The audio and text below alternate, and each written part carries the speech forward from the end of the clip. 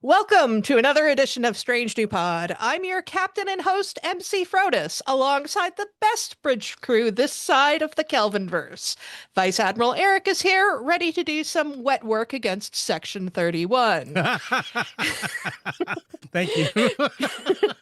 Captain Hawk is here, wondering if Patrick Stewart has another movie in him.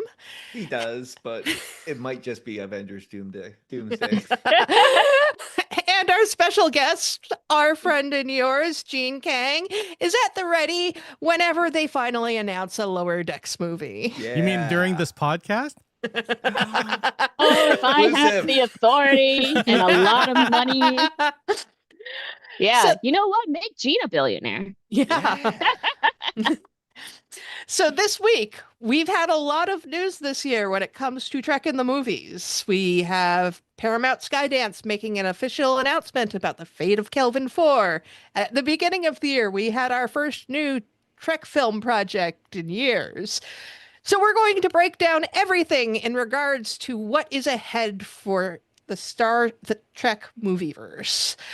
So while I 1,000-yard stare and listen to the sound of silence in my head, Eric, we need to thank our amazing patron collective at the Ready Room level and above. Oh, yeah, I'm totally ready for this. Thank you to Simon Steger, Jeff Reeve, Tallulah, Jen Stein, Tina Alexander, Joe Saporito, Kung Hui, Takaka Nagumo, Fernanda Nogales, SMK, Colin Davidson, Shatterhand 2049, Jesco, Michael Graham, Emily and Travis, Maggie Light, Wayne Ritz, Scone of Arc, Sean, Jay Howard, Mahalani Uchiyama, Matt Harker, Joshua Lewis. I wonder how many I can actually memorize at this point. Like at this one, I know this is the same that we remember. Yeah. Right? Tara Poland, Slope 74, Rude Parakeet, Adam Sanders, Amy the Magic Snail, Aaron W., Carl Angoli, Michael Kwan, Caitlin, Elizabeth Dean, Jim McMahon, Sedano 317, Puka Hair, my bad, 3 Fries Short, Cat Tip, Tripping the Raid Alert over a Pineapple, Sean Manning, Asher at the Bat, Chris Waterman, RHCB, Martin Simpson, Norman Butchwald, David Prime Hildebrand, Karen J. Robinson, Rod Griner, Eric the Red, Trouble, Jamie Roberts, Honey Bear, where did I lost? Honey Bear, Paul Taylor, Paul Taylor Pitt, Michael P, Michelle P, Martin Walker 82, Melissa Bartell, Jesse Robbins, Kim, Chris Finolio, Felix Day, Kelly McKinnon, Chief Petty Officer Snuggles, Lisa Moore, Kirsten Bayer, and Big Easy Blasphemy. And of course, a big thank you to our Badmirals, our EPs, who will hopefully finance a movie for us. Yeah. Simon Steger, Chris Waterman, Tara Poland, Dana, Matt Arker, Jim McMahon, Maggie Light, Pfeff, and Michael Graham. They need to be the third people trying to buy like Paramount. Yeah, put in their bid $119. Yeah. Oh, the new bid with oh gosh, the new we're bid going to for be getting Hostile to Takeover. that. Yep. So we've got some news before we actually get into things tonight. The latest episode of Alternative Space dropped to everyone yesterday. Amy Imhoff sat down with our friends Susan and Tilly Bridges to talk about issue 3 of Star Trek Voyager Homecoming. So be sure to check that out. So looking ahead to the rest of the year and into 2026 with the podcast, next week we have underrated Star Trek episodes we love. Then we'll be taking 2 weeks off for the holidays, but we will have content dropping with Julian doing 2 interviews, one with Star Trek Adventures creative head Jim Johnson and one with Carlos Sissos, who wrote Star Trek Discovery Season 5, Star Trek Adventures, and Daggerheart. And of course, come January, we will be delving into all things Starfleet Academy. We have a contest right now. We are giving away 2 digital codes for Strange New World Season 3, courtesy of Paramount Home Entertainment. All you have to do is answer this question. What is the name of the Detective La'an played on the holodeck in A Space Adventure Hour? First 2 people to email julian@strangenewpod.com win. We will announce the winners on the final live show of the year next week. And just quickly, on my other job over at Trek Master Quiz, next Saturday at 6:30 Eastern is our holiday special. And Davey and I are also looking for new contestants for 2026. So if you would like to be on Trek Master Quiz, you can DM me and we will get you onto the show. Does anybody have any other news? No, nah, nothing's going on here. We're in the I thought you were frozen going to north say right something now. really interesting, Hawk. We're all just frozen in place. That's why I have the giant hoodie on. Okay, so It was 82 degrees yesterday. yeah, I hate global warming. yeah, it's a tale of 2 weather systems Yeah. going I was like on. 82. Fahrenheit, yeah. It's like, oh yeah, what was that in Celsius? I have no idea. So tonight, before we get into the conversation, we're going to try to not be too overwhelmingly negative. But obviously, the state of things is not pretty. And it would be disingenuous to follow the if you don't have anything nice to say, don't say anything at all. So if you're not interested to hear some possible negative conversations, we understand and tune in next week where there's going to be a lot of love going around. So yeah, things might be a bit rough, but I think we're going to have a very interesting conversation. Speaking of interesting, 82 Fahrenheit is 27 degrees Celsius. Yeah, it hasn't been like that here since July. Yeah. I could use some cold weather, honestly. I'm so sick of summer. I'm so sick of heat wave. I'm sick of fire season. Fair. Yeah, it was That's minus fair. 12 here today. Yeah. Middle ground That's for both yeah, for all of us. yeah, Mhm, that would be mhm. good. Mm-hmm. So let's move on to the strange new loop. I don't have the sound effects. I do have the sound effects. They just come from a different source. So obviously, Star Trek has been mistreated when it comes to the movies. So when do you think was the biggest misstep when it came to the Star Trek movies? And I'm talking going all the way back to 1979 up to now. Mm. Me, okay. personally, Yeah. I think them leaving it off at Beyond. Like, that movie was good. That I movie really was liked it. amazing. Even more so when they had an amazing producer named Noah Hawley decide that he wanted to make a Star Trek movie. And they were just like, yeah, no. Yeah, No. no. No. You know, we've seen your work. We'll call you. We'll call you if you, Yeah. yeah, maybe. So Star Trek Beyond for you. For me, it was like there were 2 missteps. Nemesis being the last one in the TNG lineup, and that was always a real thorn in my side.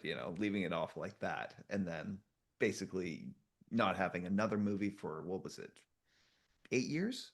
between them. It was 2009 that Yeah. And Nemesis was what, 2001 or 2? something like that. 2002. 2002, right. Yeah.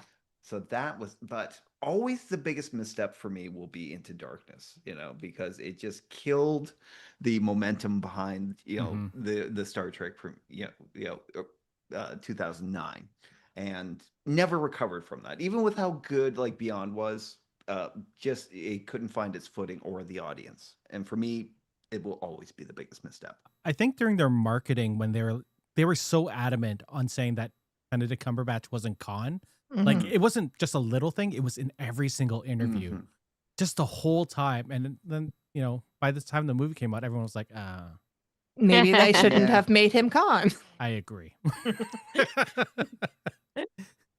Gene, Yeah, you they have one? I would say not having an animated Star Trek movie, I guess, That is- because let me work on it. Or like, I have no bones, but yet I must flee. It's not a movie, but maybe it should be. Oh, that would be a good one. But yeah, I also have to be with Hawk because there was a part in the Into Darkness that is rent-free in my head because it feels like a video game where it's like Spock and Kirk chasing after something, but there's all these platforms and they're jumping from platform to platform.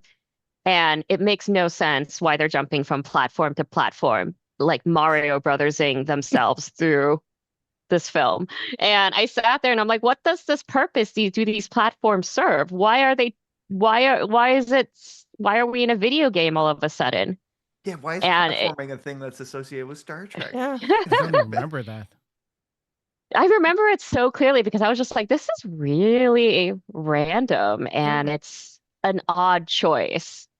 There were a lot of odd choices. Yeah. As someone who has to, a lot of my job is drawing action sequences and cinematic action and, things like that to try to keep the momentum going. I was like, this is a really weird choice to try to show a chase sequence. And I don't think this is something I would have chosen to do because I was kind of like, there's no justification for this momentum. Mhm. So I think mine is similar to Eric's, only I setting mine just a little bit before. It's not how they handled it after Beyond. It's how they handled things before Beyond. They did an awful job of promoting Beyond. That was when I was like really starting to get into Star Trek because I started my Star Trek fandom with the Kelvinverse. And most of the promotion for Star Trek Beyond came directly from the cast. They were doing a lot. I can't remember exactly what it was called at the time, but a lot of like lip syncing videos. They had a lot of fun doing that. And it's actually really cute, but there was not a lot of support from the studio. It's the only Star Trek movie that does not have a novelization. Oh. Yeah. And it didn't have any real comic tie-ins to it. It was actually came out around the same time that the ongoing Kelvinverse comic ended, which does not speak very highly of it. And all of this is going on in the year that was the 50th anniversary of Star Trek, which is just absolutely galling. And I will never, ever, ever understand how Star Trek Beyond lost the best makeup Oscar to Suicide Squad. Because the makeup department, they made 50 brand new aliens for the movie specifically to celebrate 50 years of Star Trek. And they are beautiful and elaborate. Like you did have like the girl that Chekhov was flirting with a head that kind of looks like a conch shell. And that lost to Suicide Squad, where basically the only makeup is on what is it, Killer Croc or whatever. Oh, Was he not CG? I mean, he probably was, but I mean, like the whole thing is those kinds of awards, you win them if you actually like campaign for them. So that just tells me that Paramount did not campaign for it. And yeah, it's their own fault that Beyond stumbled as much as it did because it was the best of the Kelvinverse movies. So and it's not like a big studio like Warner Brothers would have, bought an award like that for the movie just to prop up its Blu-ray sales, the following year, because, why would they do that? studios are always really bad at marketing and supporting any of their projects unless it's like some sort of World War II movie. Yeah. It's about a bunch of guys in, behind enemy lines and they're shooting and pew pew. Yeah. Yeah. I mean, like, look at everything that they've done with K-pop Demon Hunters. yeah. Yeah.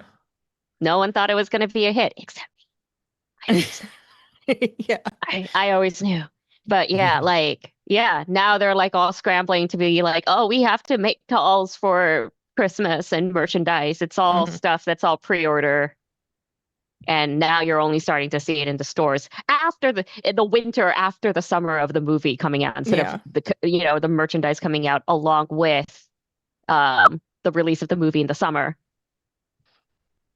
And like, the amount of articles I've seen of like Halloween parents of just being like, I don't know how to get my kid a Rumi costume because that's all she wants to be for Halloween.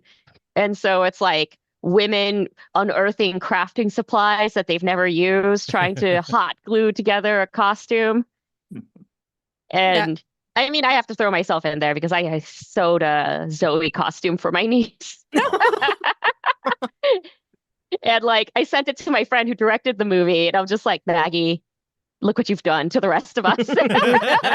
Meanwhile, she's living her best life, being flown all over the country and all over the world and meetings. She's like, by the way, I met BTS. And I was like, no, were they nice? Did they smell good? And they were smooth as butter. Yeah, she met like RM from NV from BTS. She's like, I got two. And I'm like, it's crazy. But yeah, she's living her best life. I'm so happy for her. So, I'm not really in the chat. Did we have any? Right now, they're saying in the chat that my microphone is very low. Okay. Yeah. Does not Apparently, look like my O was everything. Yeah. Okay, well, let's get into the actual conversation of the night. So tonight's order is going to be Jean, Eric, Hawk, and then me. So to start off, we've got a massive elephant in the room in a sequence jumpsuit playing the drums. That is the massive amount of shakeups that have been going on at Paramount. And it is completely unrealistic to discuss Star Trek's cinematic future without getting into everything that has happened. There's so much, I think we need to actually split it into several sections. So to start out with, we're going to go with the first one being that since August 7th, Paramount has been acquired by Skydance. This has had a huge impact on the studio, the industry, and Star Trek. So let's dig into this first part, and there's going to be other parts that come after this. So should we? Okay. So first of all, I'm just going to say that this is me giving my opinion as myself.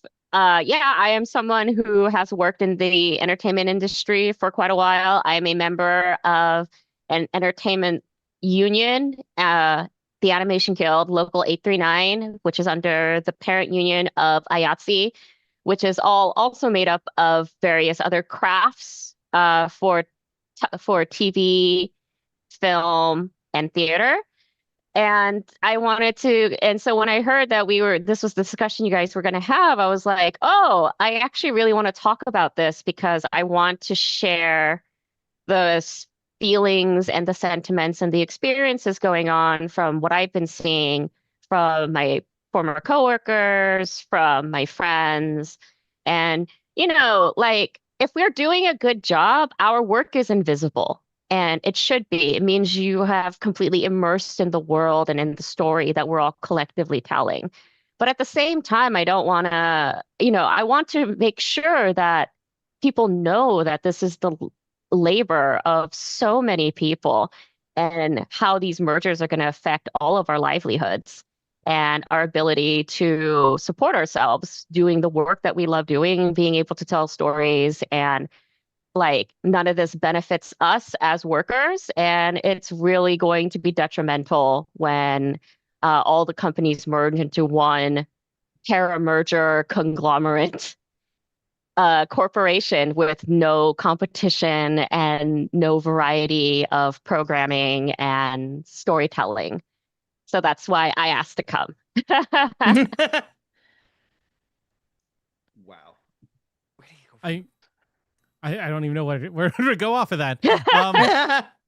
Just thinking about all of it's true, and you'd think like the announcement that Paramount would be kind of teaming up with somebody else, and that would mean like a little more finance goes into it, but no, it's not. Basically, like another company is going to come in. Everything's going to get micromanaged, and some executive is going to decide what's more important than that. It's the effects department versus the writer's room budgets.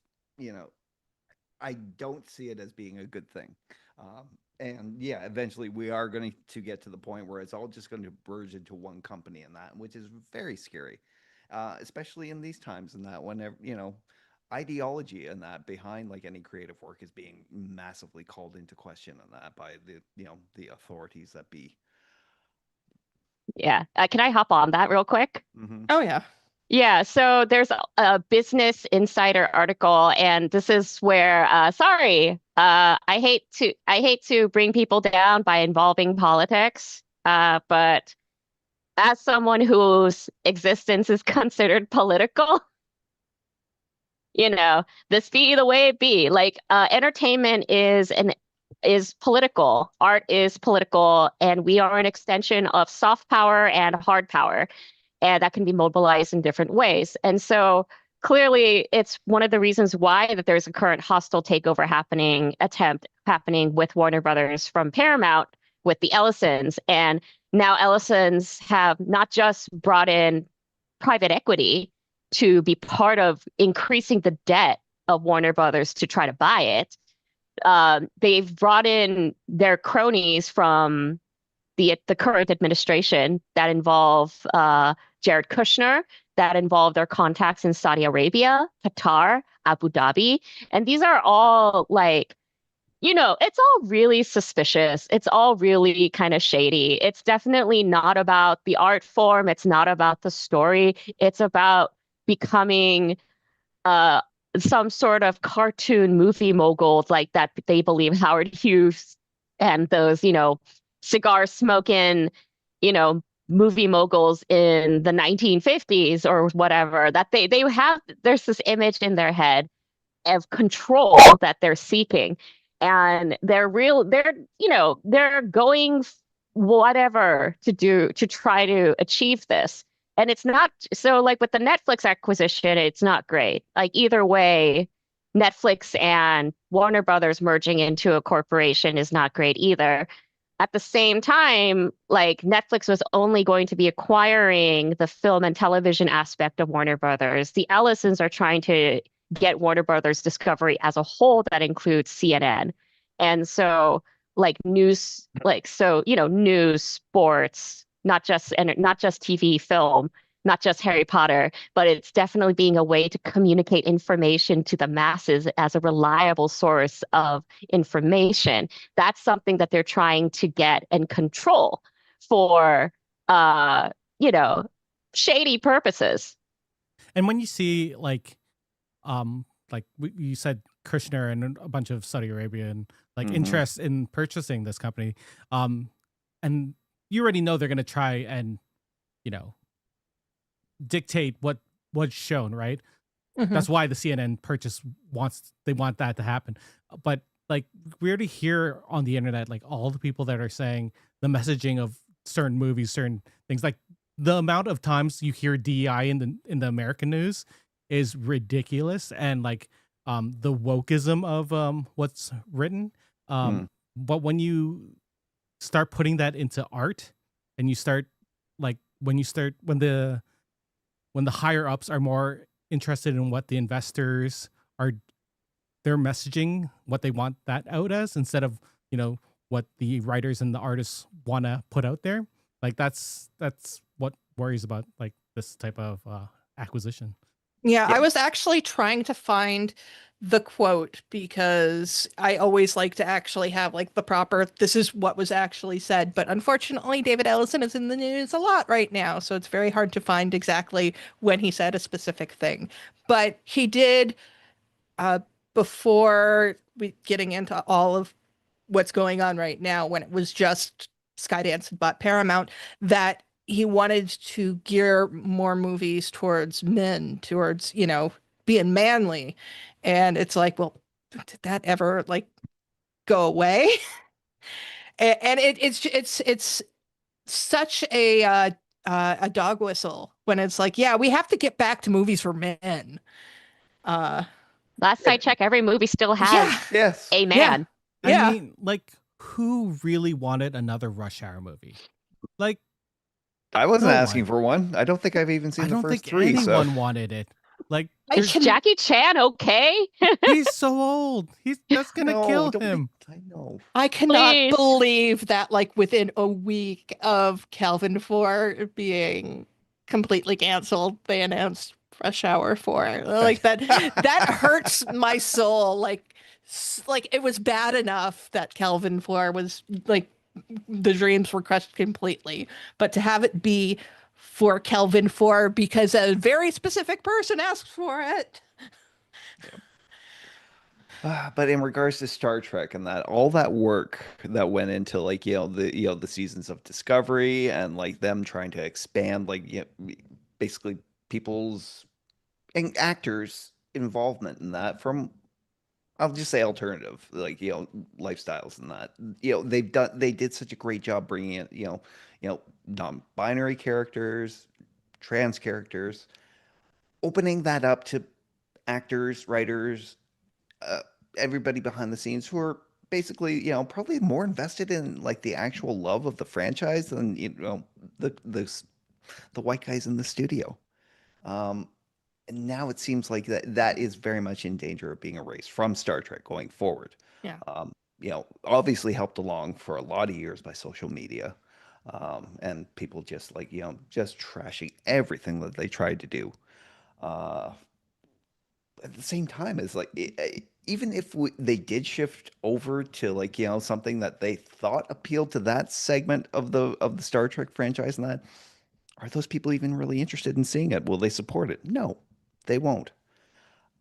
They'll find something to bitch about anyway, right? I know. That's not I- like Yeah. they'll get something that's specifically made for them and they'll still call it woke. I mean, it's definitely the contingent of people who will complain about something, no matter what you do, it'll never be as good as what they grew up with in the 90s. And even Mhm. then, it's not like they've actually really watched it recently. They're just remembering it from inside their heads. And I've definitely dealt with this in multiple work situations when someone goes, "Can you reference this scene from this 90s movie for this sequence?" And I go, "Sure." And I watch that scene and I reference it in my storyboards and they go, "But that's not how it was." And I'm like, "That's exactly how it was." So it's like trying to tie the image that they have something in their heads that they don't remember clearly, but romanticized. Mhm. And that's not something, I'm sorry. I am just an artist. I am not, my name may be Jean, but I am not Jean Grey. I cannot see what is in your head and put that on the page. And I did what you asked me to, but apparently I did it wrong. And that's like, it's very frustrating. And so when you have that sort of situation where it's just like, it's never going to be as good as you remember it, because even what it is still made by humans, and it's not infallible. It's this beautiful idea that's in your head that that's not the same as what exists. Yeah, it's kind of like the old saying, the best cast of SNL was whoever was there when you were 12. Yeah, pretty much. It's a great Your analogy. favorite season of The Simpsons is the one that you watched when you were too young to watch Simpsons. I'm really sad about The Simpsons. When it started, I was Lisa's age, and now I'm Homer's. I feel the same way. Yeah. Anyways, we should probably move on to the next. Actually, point. we're older than Homer. Homer is Yeah. supposed to be in his like early 30s. They've kind of pushed. 30s. They've pushed it now a little bit because I think they've realized that having him be 36 is a little too young for Homer. Yeah, and it's also, someone pointed out to me recently that this is supposed to be a lower middle class family that we're watching, and now we're kind of like, they have a house that's that big and 2 cars, yeah, and 2 cars, yeah, and a dog and a cat. Marge doesn't have to work. Yeah. So we've already kind of started to touch upon the next point, and that's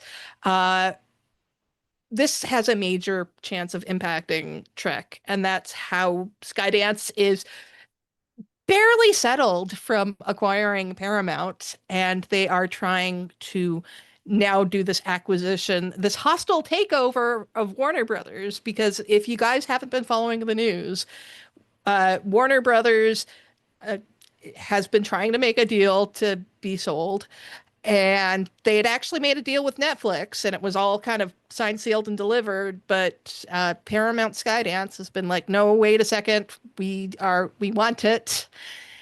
So none of it is set in stone yet. There's just so much stuff going on, and there's David Ellison crying to his dad to get him to go talk to his friend about how people are being mean to him and not giving him what he wants. But this could have a massive impact on Trek. And I think one of the big things that, if we're discussing it in terms of in relation to Trek, if Paramount acquires Warner Brothers, suddenly they have a lot of options in terms of IP. They have things like Game of Thrones, the DC Universe, Harry Potter. These become options for them to do things. And studios only have, X number of slots to do movies or TV shows.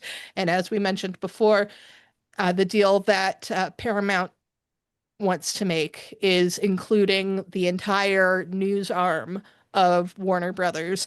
And I actually personally think that's the reason why they're doing it, because they want to acquire CNN, because CNN is mean to them.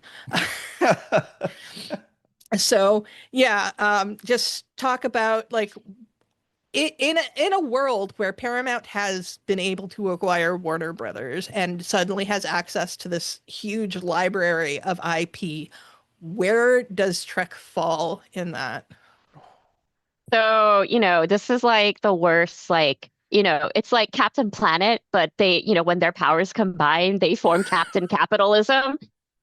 And it's just, they raise their jewel encrusted rings up in the air to combine their bank accounts, but it's, in the end, all it does, it increase debt. So like the frustrating thing is that as someone who worked on IPs for both Warner Brothers and Paramount, and I've worked on some of the most, like, I guess, quote unquote woke properties, including like, which includes Star Trek, but also I worked on the Watchmen animated film. And that is woke as all heck. And what? And you did a great job on that. Yeah, thank you. I really enjoyed working on it. And I went in with my controversial take of like, Laurie is the main character, and I walked out having convinced other people that Laurie is the main character. Yeah, the woman is the main character. She's the one who actually get things to happen. If people think it's Rorschach, it's not Rorschach. No. He has to get saved a number of times. Yeah. Rorschach wants to be the catalyst, but it's not. He's not. It's Lori. It's Lori all the time. But like, yeah. So the messed up thing about all this is that one of the things about capitalism is that it should be competition that, creates more options, but also keeps the capitalism machine running. Yeah. And it feels like these are people who are bad at their jobs, bad at money, bad at capitalism, and it's kind of messing up the waters for all of us. Like, we all get to be in the pool, but this one decide that the pool is there, so they decide to poop in it. So now we all have to get out of the pool so the water gets taken out. And it's frustrating because, like, ideas and risk are things that are important to entertainment and the arts. And, K-pop Demon Hunters, I'm going to keep bringing this up again because it's still fresh in my mind about how no one expected this except me for it to be a hit, except me, because I know. But no one expected it to be a hit, and they messed up in that way. They could have made so much profit, but they're now scrambling. And but this would be a world that doesn't have K-pop Demon Hunters, that won't be making stuff for the K-pop audience, which is huge because these are huge groups of people all over the world that sell out stadiums. Oh yeah. Yeah, multiple stadiums for people like BTS and Blackpink. It's incredibly frustrating, and it's people who are like the coalition between business and creatives is always something that's going to be a little headbuttsy, because the whole thing about entertainment is that it's about risk and fresh ideas and seeing something that they haven't seen before that makes things exciting. And business people are really reluctant to try to take any sort of risk. And that's, evidence now where there's so many different reboots and so many different franchises and IP, because the top brass is always going to greenlight something that they feel is safe. But entertainment and art is not about being safe. It's about taking risks. And there's no middle ground. That's the problem. The business has been so overrun by billionaires and tech bros with the tech bro mentality. Honestly, the tech broification of entertainment business has just been real awful for everyone. And that's what's really affecting all of our livelihoods, of people not understand, of like Netflix coming in and creating the streaming boom and employing all of us, and then not realizing that how to make money off of entertainment. It's not from the media itself, it's from the merchandising of the media and ad space. But because they're tech pros, they don't understand that. And so it's taken so long for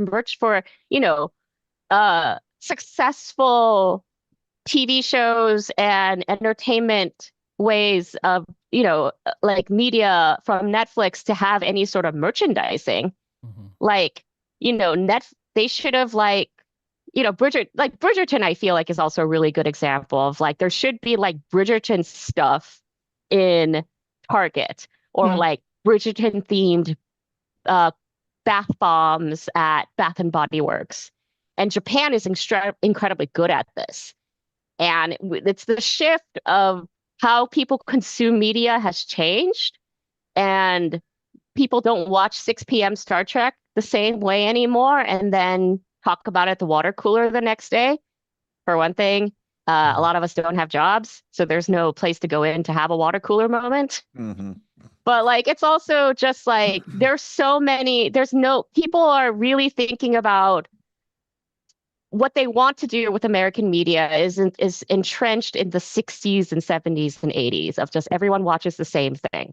And that's not the case anymore.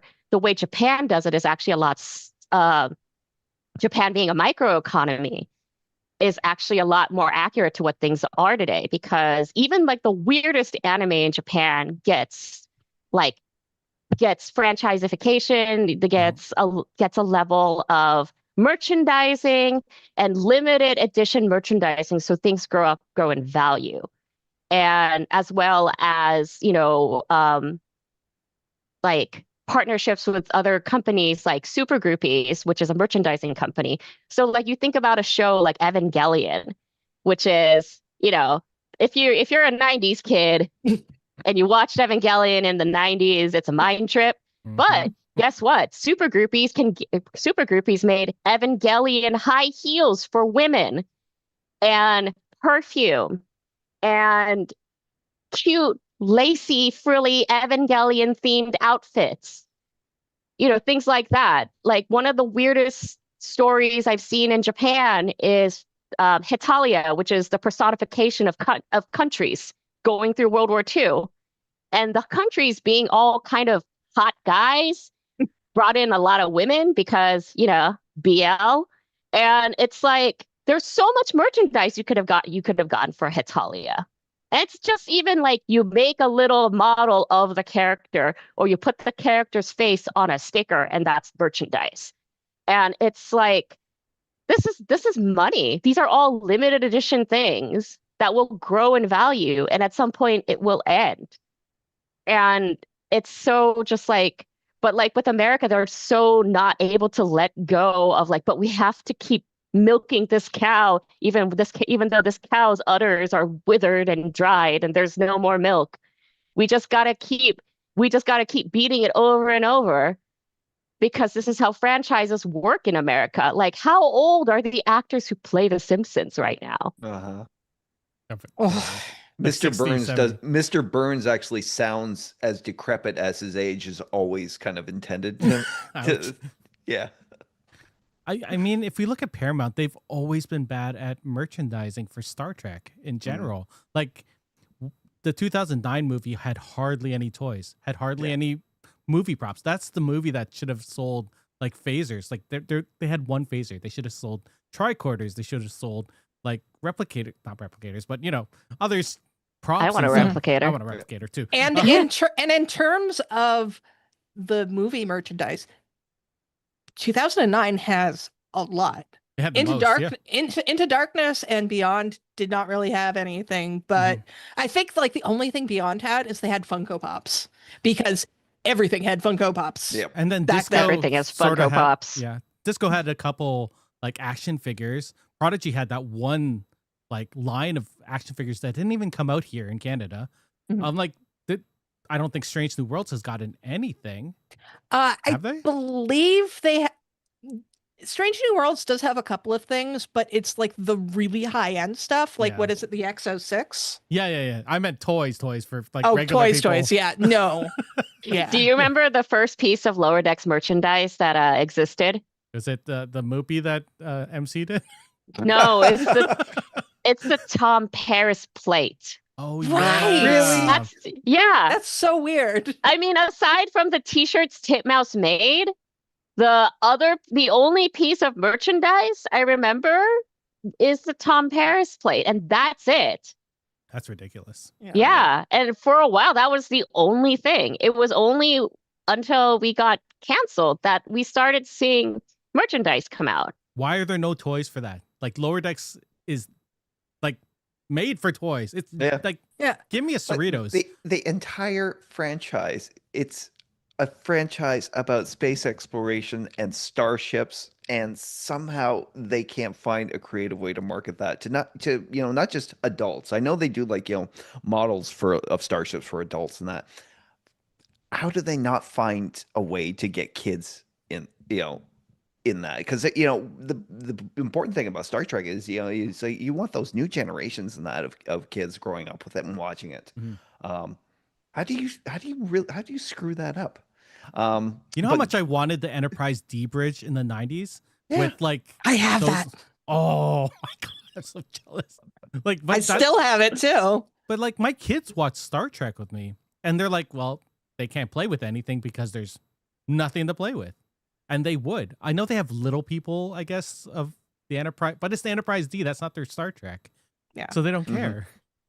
Like when oh gosh, like one of our artists who's in Ireland found out about the little lower decks blind box keychains. And we were all just like, what's that? And like he's like, I don't know. I thought you guys could tell me. So I don't know how he knows this, but he somehow has an insight of someone who's making Star Trek merchandise stuff. I have no idea. But like, yeah, once we found out, because I brought it to you guys. I'm just like, you guys, do you know what this is? Like, I don't even know. I think I was working on the show at the time. And like, I remember also like when we found out that it was, blind boxes at Target, it was also election weekend. So I like lost my mind because I needed a project. Yeah. And I like went to every Target I could and looked for those blind boxes and just unboxed them. Because I was trying to get 2 whole sets, because one for me, one for our artist in Ireland, who's like, I can't get them. Please, someone think about the non-US and non-Canadian worker. And I'm like, I got you, man. Going back to Skydance, purchasing Warner Brothers and all these other companies, the thing that worries you, like Gene was talking about how art is like not competition, but it's like you play off other franchise and stuff, right? That's where creativity comes out of it. When I think back to Netflix and when they started buying all the series that were getting canceled on network TVs, and then like they would have one season come out, it wouldn't hit the metrics they wanted, so they just cancel it. Like that, like once they start getting all of these properties, if it's not hitting the metrics they want, they're just gonna be like, whatever, fuck it. We have more things. We don't need to produce this, and that's terrible for art. Yeah, Marvel needed. Sorry, I have to point out that also that unfortunately, with the possibility of Paramount acquiring Warner Brothers and all these really enticing like franchises and that, for whoever's deciding on the coffers up there, Star Trek may not look as financially exciting as like say the Harry Potter franchise, obviously, and that the DC universe and that another Game of Thrones series. So it's not going to look attractive financially to them in that because they haven't figured out the marketing aspect. Yeah, they haven't found out how to draw in a new audience. You need competition in order for there to be ideas that are, like Marvel needed DC to exist for Marvel to exist. The history of DC, of it being detective comics and then evolving into like really, I would say lawful good superhero comics and stories and being more archetype based. Marvel that inspired Stan Lee to create Spider-Man with the idea that every DC character except for Batman shows a certain chunk of their face, and so with the idea of Spider-Man, but like these DC characters are archetypes, and they're there to set an example, to be a shining example for all of us to aspire to be, to be the best amongst ourselves and do good things. Well, Stan Lee, using that, was inspired to create Spider-Man with Steve Ditko, with the idea that anyone where they are could be the best that they can be, even if they make mistakes. And so that's the whole reason why Spider-Man's face is covered with the idea that can be a Black man, that can be a Latina man, that can be Asian man, still a man, but like still with the idea that it's still a superhero. It's still with the idea of the superhero, but with the storytelling in a different way. And in the same vein, that's how Watchmen came to be, of like, if you have all these people with all these powers, who are the people who make sure that they don't use their powers for evil, because people are, people are fallible and imperfect. And then you get things like Invincible and all these other versions of storytelling with the idea of superheroes and superpowers, and they're all being inspired off of each other and competing against each other. But like, we need that in order for ideas to, bloom and give you another point of view and tell exciting stories.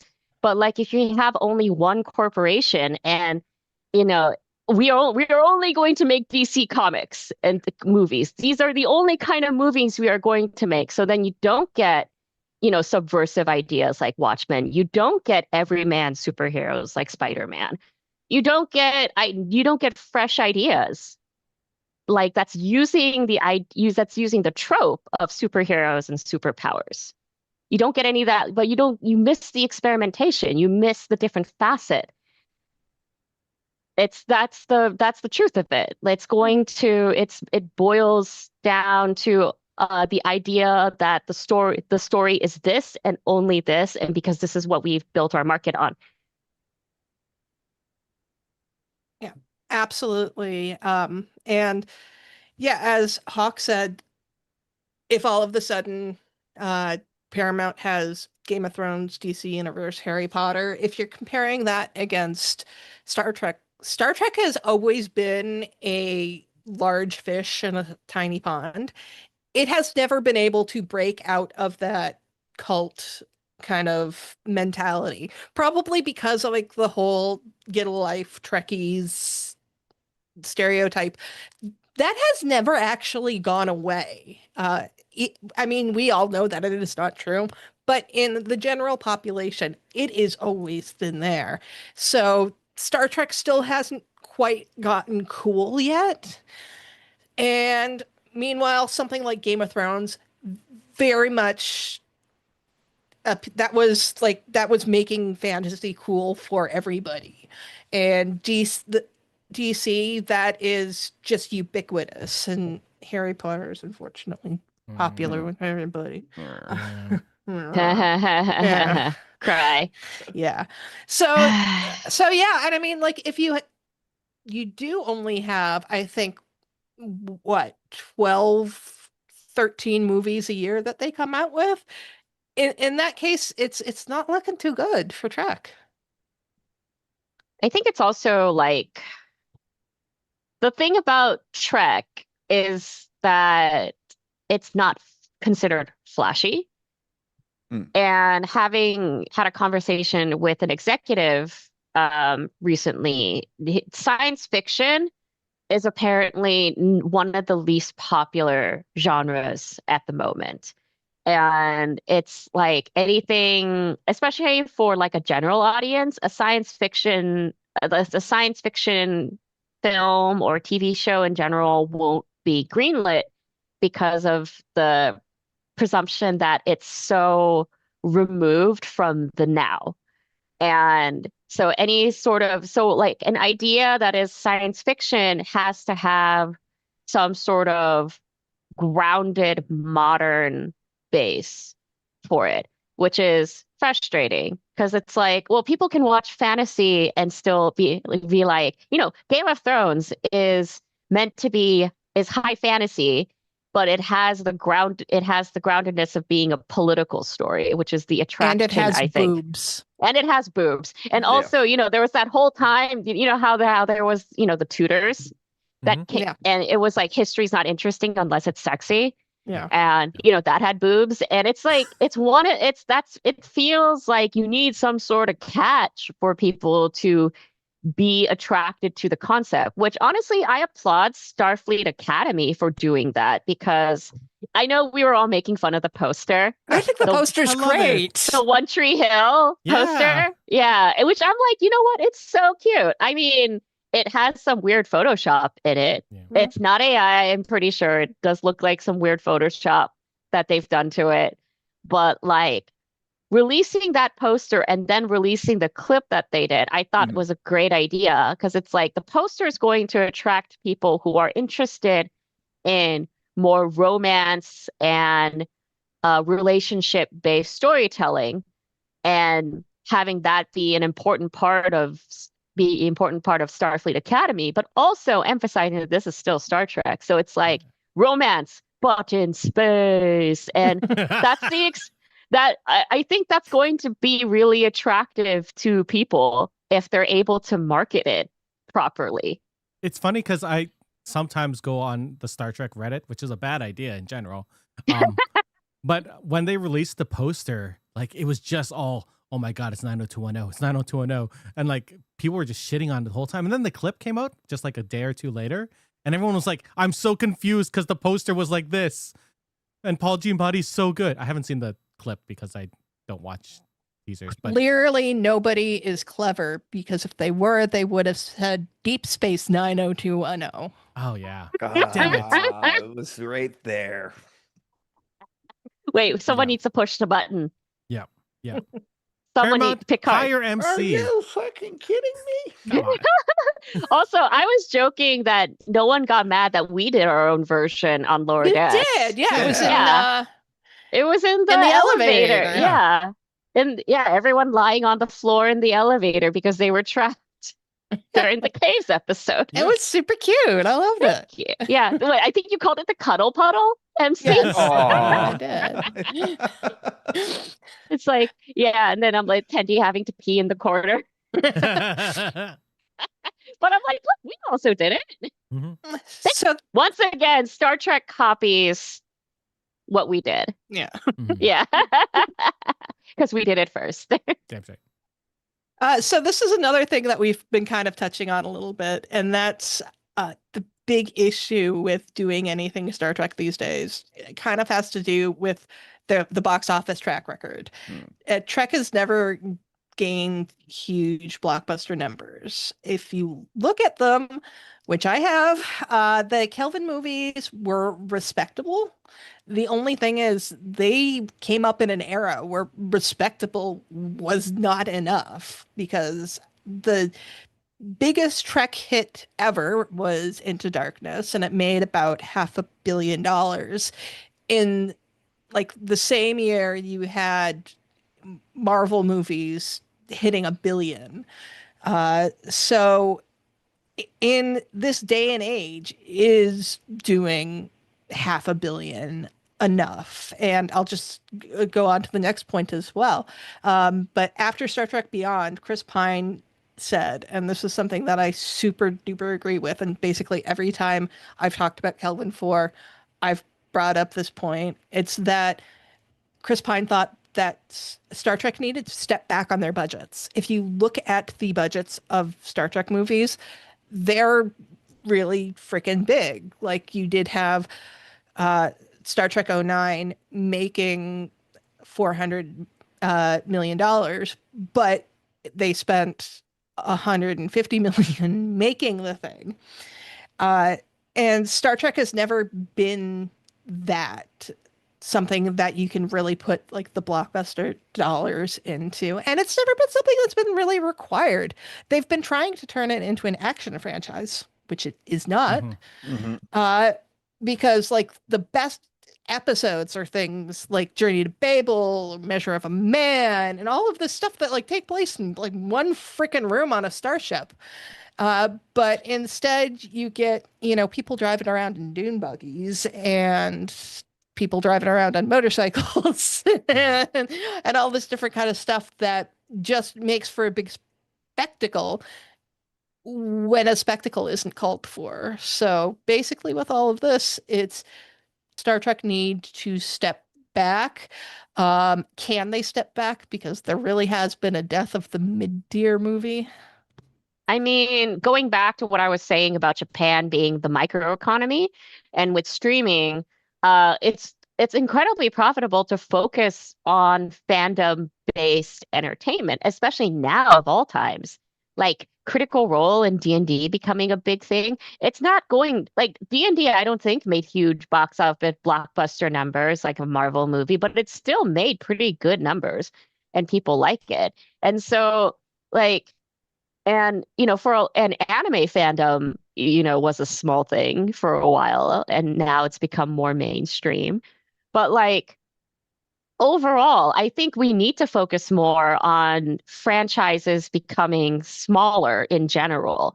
It's just that America is really freaking greedy and keeps going, and everything has to be some sort of level of blockbuster, or else they won't be investing in it, because it's not about people going to see it. It's about how much money the shareholders and the owners of the studio are able to put in their pocket and use it to buy another yacht or another botched plastic surgery.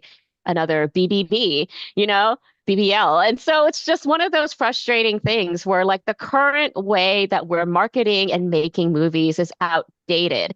It's so outdated. It doesn't match the kind of audiences that we have now because people like the idea that the algorithm based marketing is still, I think, is stupid because like people watch a variety of different things. You can watch Love is Blind and you can watch Star Trek. You can watch, 90 Day Fiance and also Game of Thrones and also football and also World Cup. And it's something that executives don't quite understand because I hate to say it, but a lot of people's taste is not varied.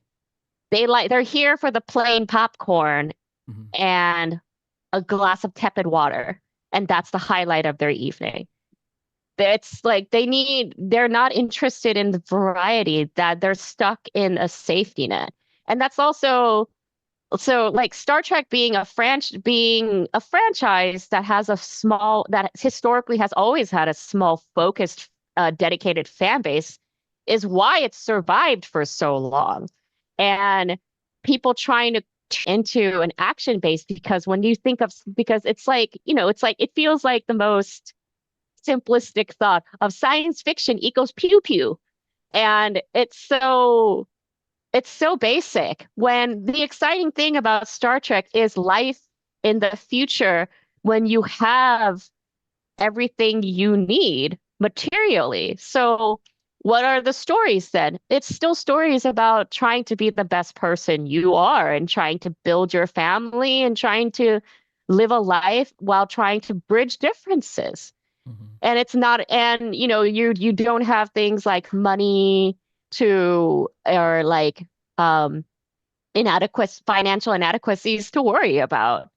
So I think that's the most frustrating thing about all of this is that, like ideas that people have had, like West Wing, but in Star Trek, like the idea of what the president of the Federation does being a TV show, or like law, or like how does Starfleet exercise law, and how does it handle, tricky cases like, say, custody agreements between parents that live in different planets, or like, or things like that. It's looking at the, but then instead they're too focused on this is going to, this could potentially end the entire universe. Oh no. And it's like, that's really exciting. But also every story being that way, it's just sort of like, what's wrong with this universe? Yeah. I would like to point out that one of the most beloved Star Trek movies is a bunch of middle-aged people running around San Francisco trying to find whales. Whales. When I think of people wanting to make Star Trek into an action franchise, I think about an interview that J.J. Abrams had with Stephen Colbert back in the day right before 2009 came out. And J.J. Abrams is like, well, growing up, I wasn't really much of a Star Trek fan, but I was a fan of Star Wars. Oh no, this wasn't Stephen Colbert. This was the Daley Show. And Jon Stewart was like, I assume you said sorry, I was wrong afterwards. And it's true, like J.J. Abrams wanted it to be more flashy. Like he talks about how he wanted Kirk to be Han Solo. And that's sort of where they tried to push it in 2009. I'm not being down on 2009. I love that movie. It's okay. I love the Kelvinverse movies, but even I can admit they were J.J. Abrams' audition reel for The Force Awakens. And then once, J.J. went over, they kept trying to make it that way, especially with Star Wars coming out, right? Yeah. So they just kept on trying to push that train. And then you look at someone like Noah Hawley, who did Alien Earth, who did the Fargo series, and he keeps talking about the movie that they wanted him to make, and then they just canned it. And he always says, the best thing about Star Trek is seeing this crew on the outskirts of space trying to discover new things we've never seen before and just exploring and trying to be the best. And every time he talks about this movie and how he'd still make it in a heartbeat, I die a little bit inside that they haven't talked to him. Because I don't care if I see Kirk or Picard again. give me a crew that's exploring.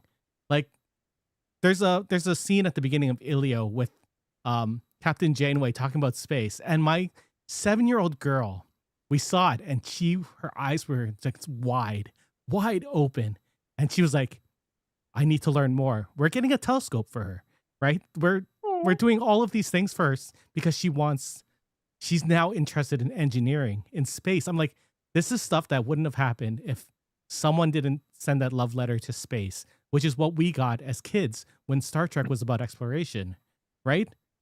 These are things that kids need to see because it reaches them in different ways, and it shows them things in different lights that they wouldn't have thought of before. Like it's amazing what you can do when you have a movie about learning about stuff and just exploring and discovering things. Yep. Well, I don't know what else to add to this other than the fact that I do not believe that you couldn't make a great Star Trek movie for $50 million. You can, it's like, anybody else in that, with no preconceived like franchise or established franchise in that, if they have $50 million to make a film in that, you could make a really great one. My favorite movie of this year, where I talked about this with Eric on Monday, and that Weapons. Great movie. Very simple, brilliant concept. It was all about the execution, not the special effects. And you can't tell me that like you couldn't make a Star Trek movie within that kind of same vein where it's more just exploring an idea. I know, obviously being set in space and that there's certain, effects that you have to do for it and that, but I seriously don't see that you couldn't make a decent Star Trek movie based around an idea, Can I also add a thing? Yep. If you want a big actiony Star Trek movie for a low budget, make it animated. Yeah. We can do it. We can make Star Trek Ghost in the Shell. We can make Star Trek Akira. God. Yes. Let us do it. Yeah. And you give us the budget that Section 31 got and give it to us. We will give it to you. We will make good things. I look at things like K-pop Demon Hunters, and it went to theaters one weekend and just destroyed it.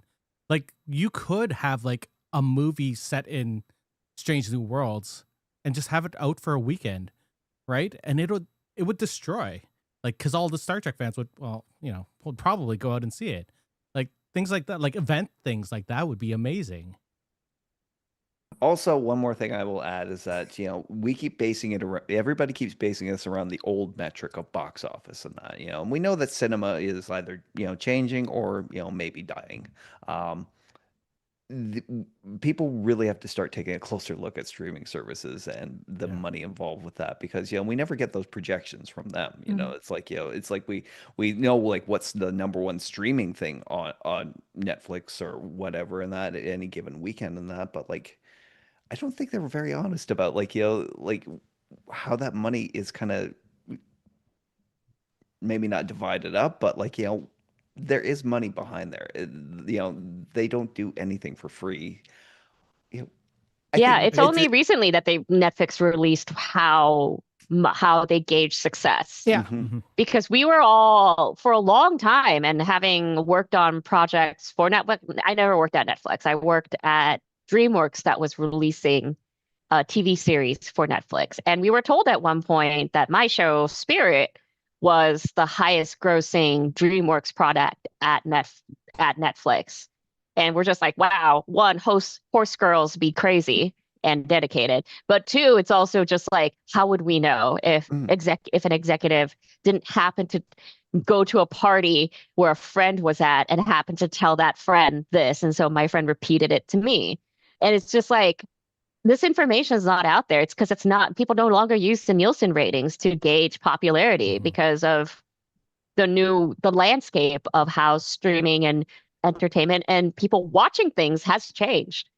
I think there was a metric that was just released this past week about the average run of theatrical movies now. And I think they said from theater to VOD is 32 days now. Yeah. Like that is a short run. And if Yeah. people are It's expecting incredibly- like billion-dollar runs, it's just not going to happen at this point. If for people who are interested in breakdowns of box office stuff, I think like my favorite YouTube channel to watch for that is Dan Merle's Charts with Dan, which comes out every Monday. Goes over the box office for the previous weekend, and it's the way he breaks it down is just so technical. There's just so many different ways he does it, and it's really informative.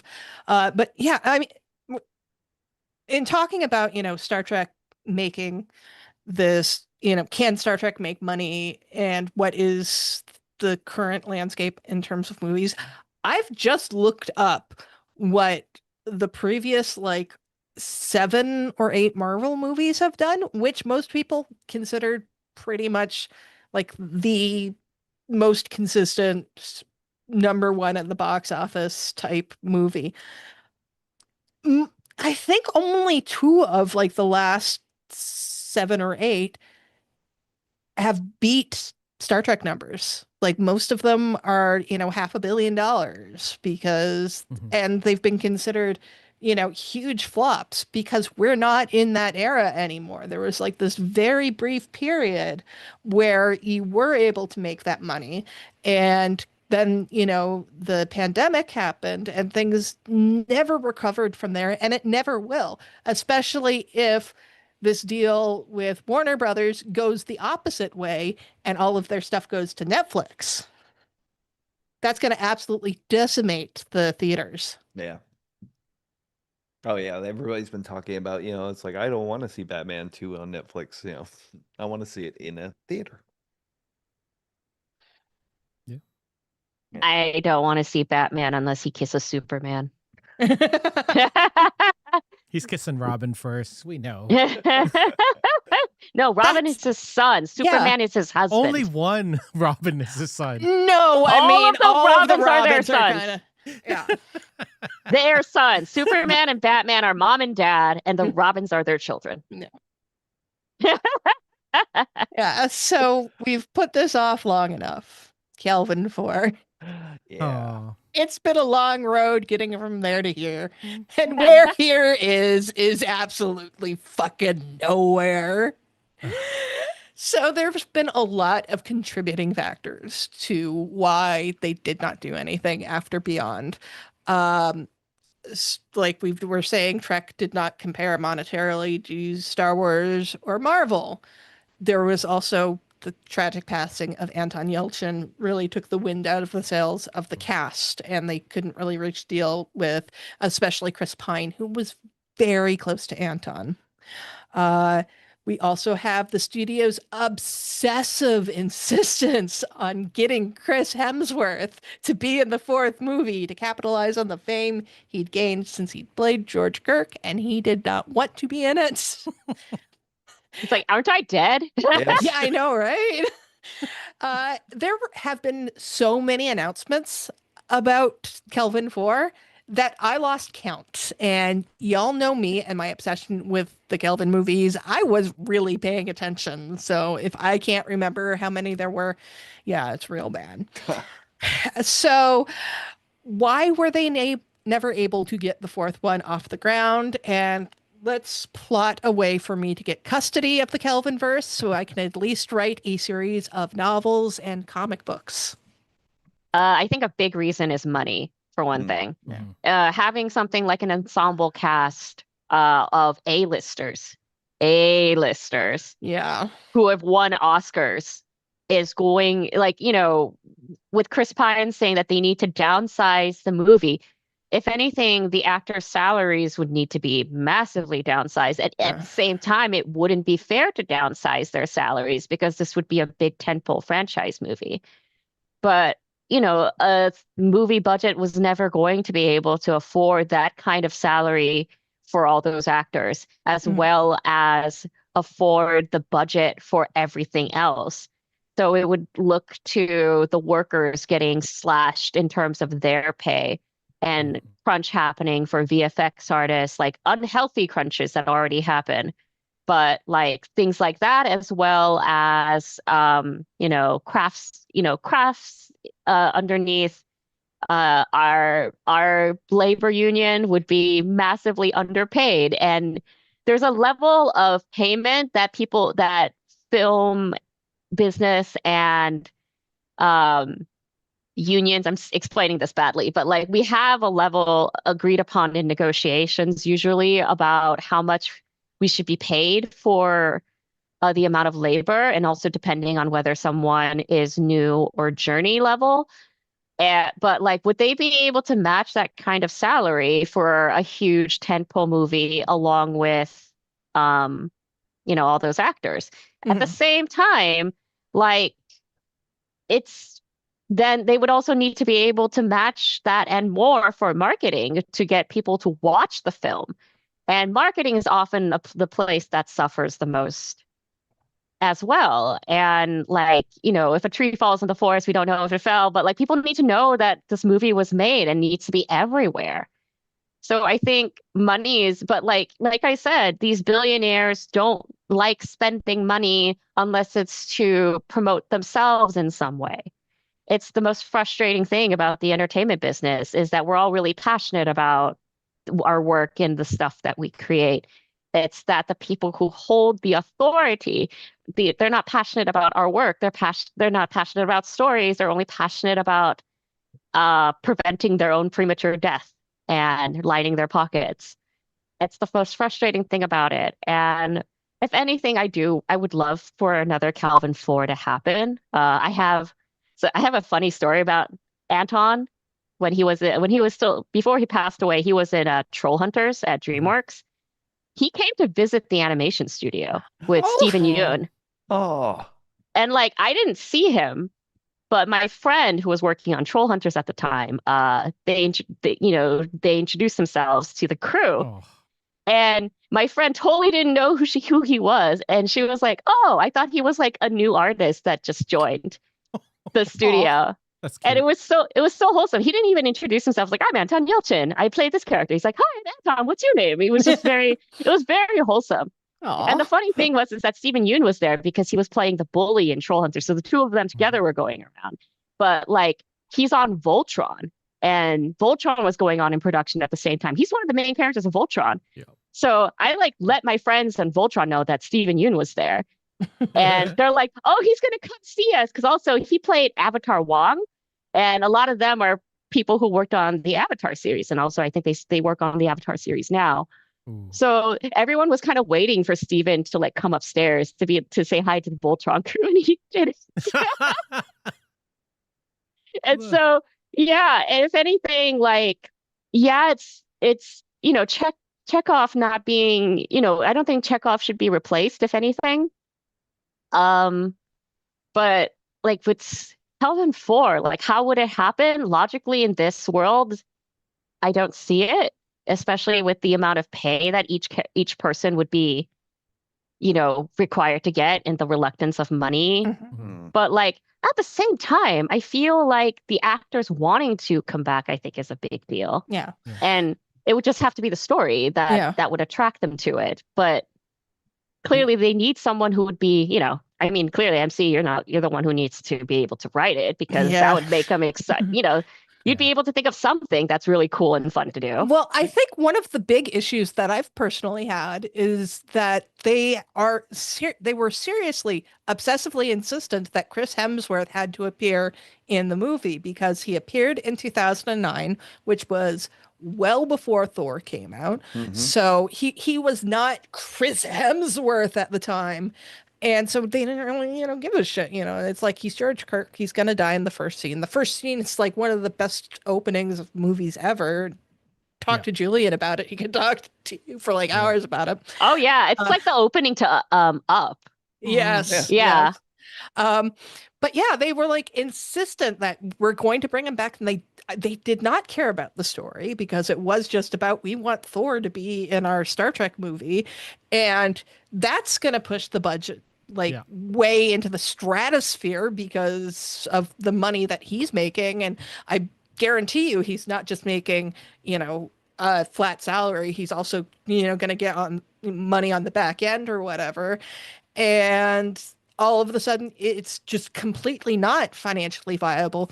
And I think he priced himself out on purpose because he didn't want to do it, because he had a lot of shit going on. And why would he want to be in Star Trek when he already did that? So, Yeah, Yeah. that's not including like, because actors now have a likeness fee as well of using their faces and images, especially for merchandising. They're not going to merchandise. Don't worry.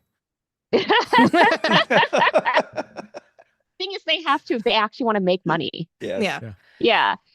So that's But- that's also the thing of like you have to merchandise if you're actually going to make money, but like because making merchandise means making money, means spending money, they will never spend money to make money, and not in a way that's smart. Like, I can only assume if Chris Hemsworth was on board and his rate is, way more than Chris Pine or Zachary Quinto or anyone, right?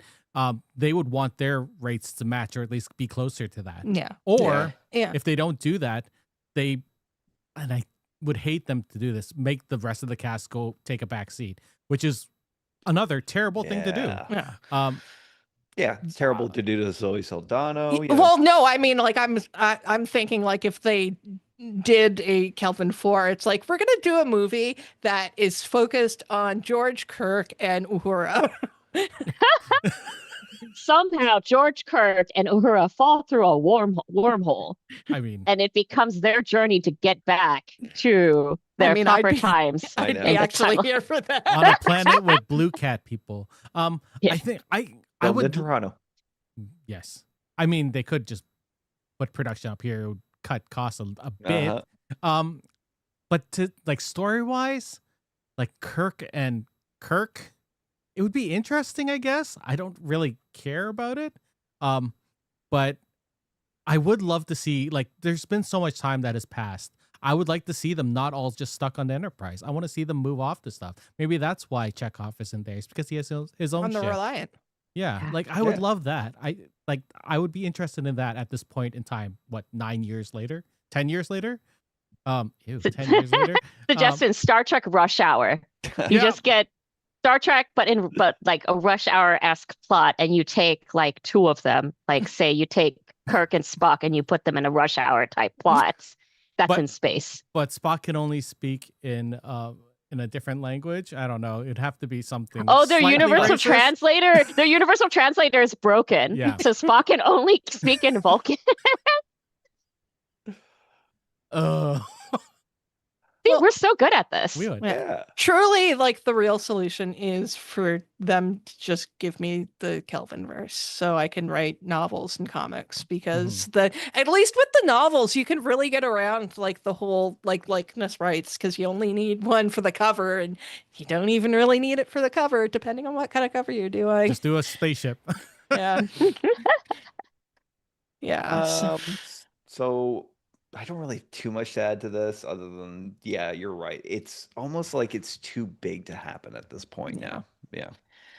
Well, they've made it clear that Kelvin 4 is off the table. In January 2024, Deadline announced that Toby Haynes, who directed Andor, and Seth Grahame-Smith, who wrote Pride and Prejudice and Zombies, were doing a prequel to the Kelvin movies. So set decades before basically anything. So it's essentially Enterprise. Hey! Kelvin Enterprise. Yeah. From what I understand, this has not been canceled yet, but neither have they talked about it since then. So has this project died a quiet death, and do we want it to happen even if it hasn't? I mean, it's living with the Rian Johnson Star Wars trilogy right now. Mm. No, because I would actually like the Rian Johnson Star Wars trilogy. He's not making them. He likes his No. detective movies. I know, No. but I know. I'm just saying they're dead. yeah. And Last Jedi was the first time I felt truly represented. Mhm. Like as soon as Rose Tico came on screen, I was like, holy shit, that's me. And so many friends texted me later. It's like, Rose Tico is you. That's you right there. And I like cosplayed as her and met Oh, Kelly Marie Tran at Star Wars Celebration. There's a Amazing. photo of us together in cosplay. And I told her, I that's was like, awesome. thank you so much for showing me that I could be in Star Wars. It was crazy seeing an Asian person in Star Wars. Like, I don't, Right? Especially like that kind of Asian, like not model-esque beautiful Asian, but like, you know, like Ryan Johnson, I think mentioned that she was inspired by people he went to high school with. And I'm like, yeah, just your local nerdy Asian who comes to school with a stinky lunchbox, but with the best food. we had the best lunchboxes. Yeah, yeah. It's like who we talk about who sits with you and talks about Pokemon and bootleg anime. But like, damn, just yeah, it's just like thinking about that Star Trek. I mean, for one thing, it's interesting the way people go about talking about whether something has been greenlit or not greenlit or dying a quiet death, because there's what is it, the Bacula pilot or the Bacula series that clearly they're talking about it because it didn't go through. Because if you're not talking about it, usually there's still some sort of opportunity. Or the people just kind of go, well, moving on, that didn't work out. We're going to move over to the next thing. So that's always interesting of like, or like it's something that's dead at the moment, but maybe could come back and instead they're working on other stuff, but with the intention of, possibly this could be a thing that could come back to. So when someone talks about, a project that's not happening, I think it's usually because they want to get the fandom interested in it. So Yeah. things like, what was it, Star Trek Legacy? That's why they talked about it so much, because they wanted it, but it wasn't going to happen. Yeah. So so it's always really interesting. So maybe it's not dead, it's just sleeping.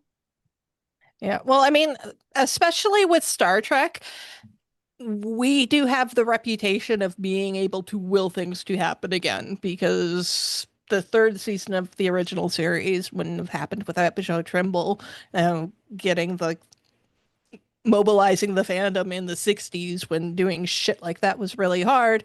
But then it did happen again with Strange New Worlds, because everybody, saw Anson Mount and was immediately, yes, I would like some more. Yes.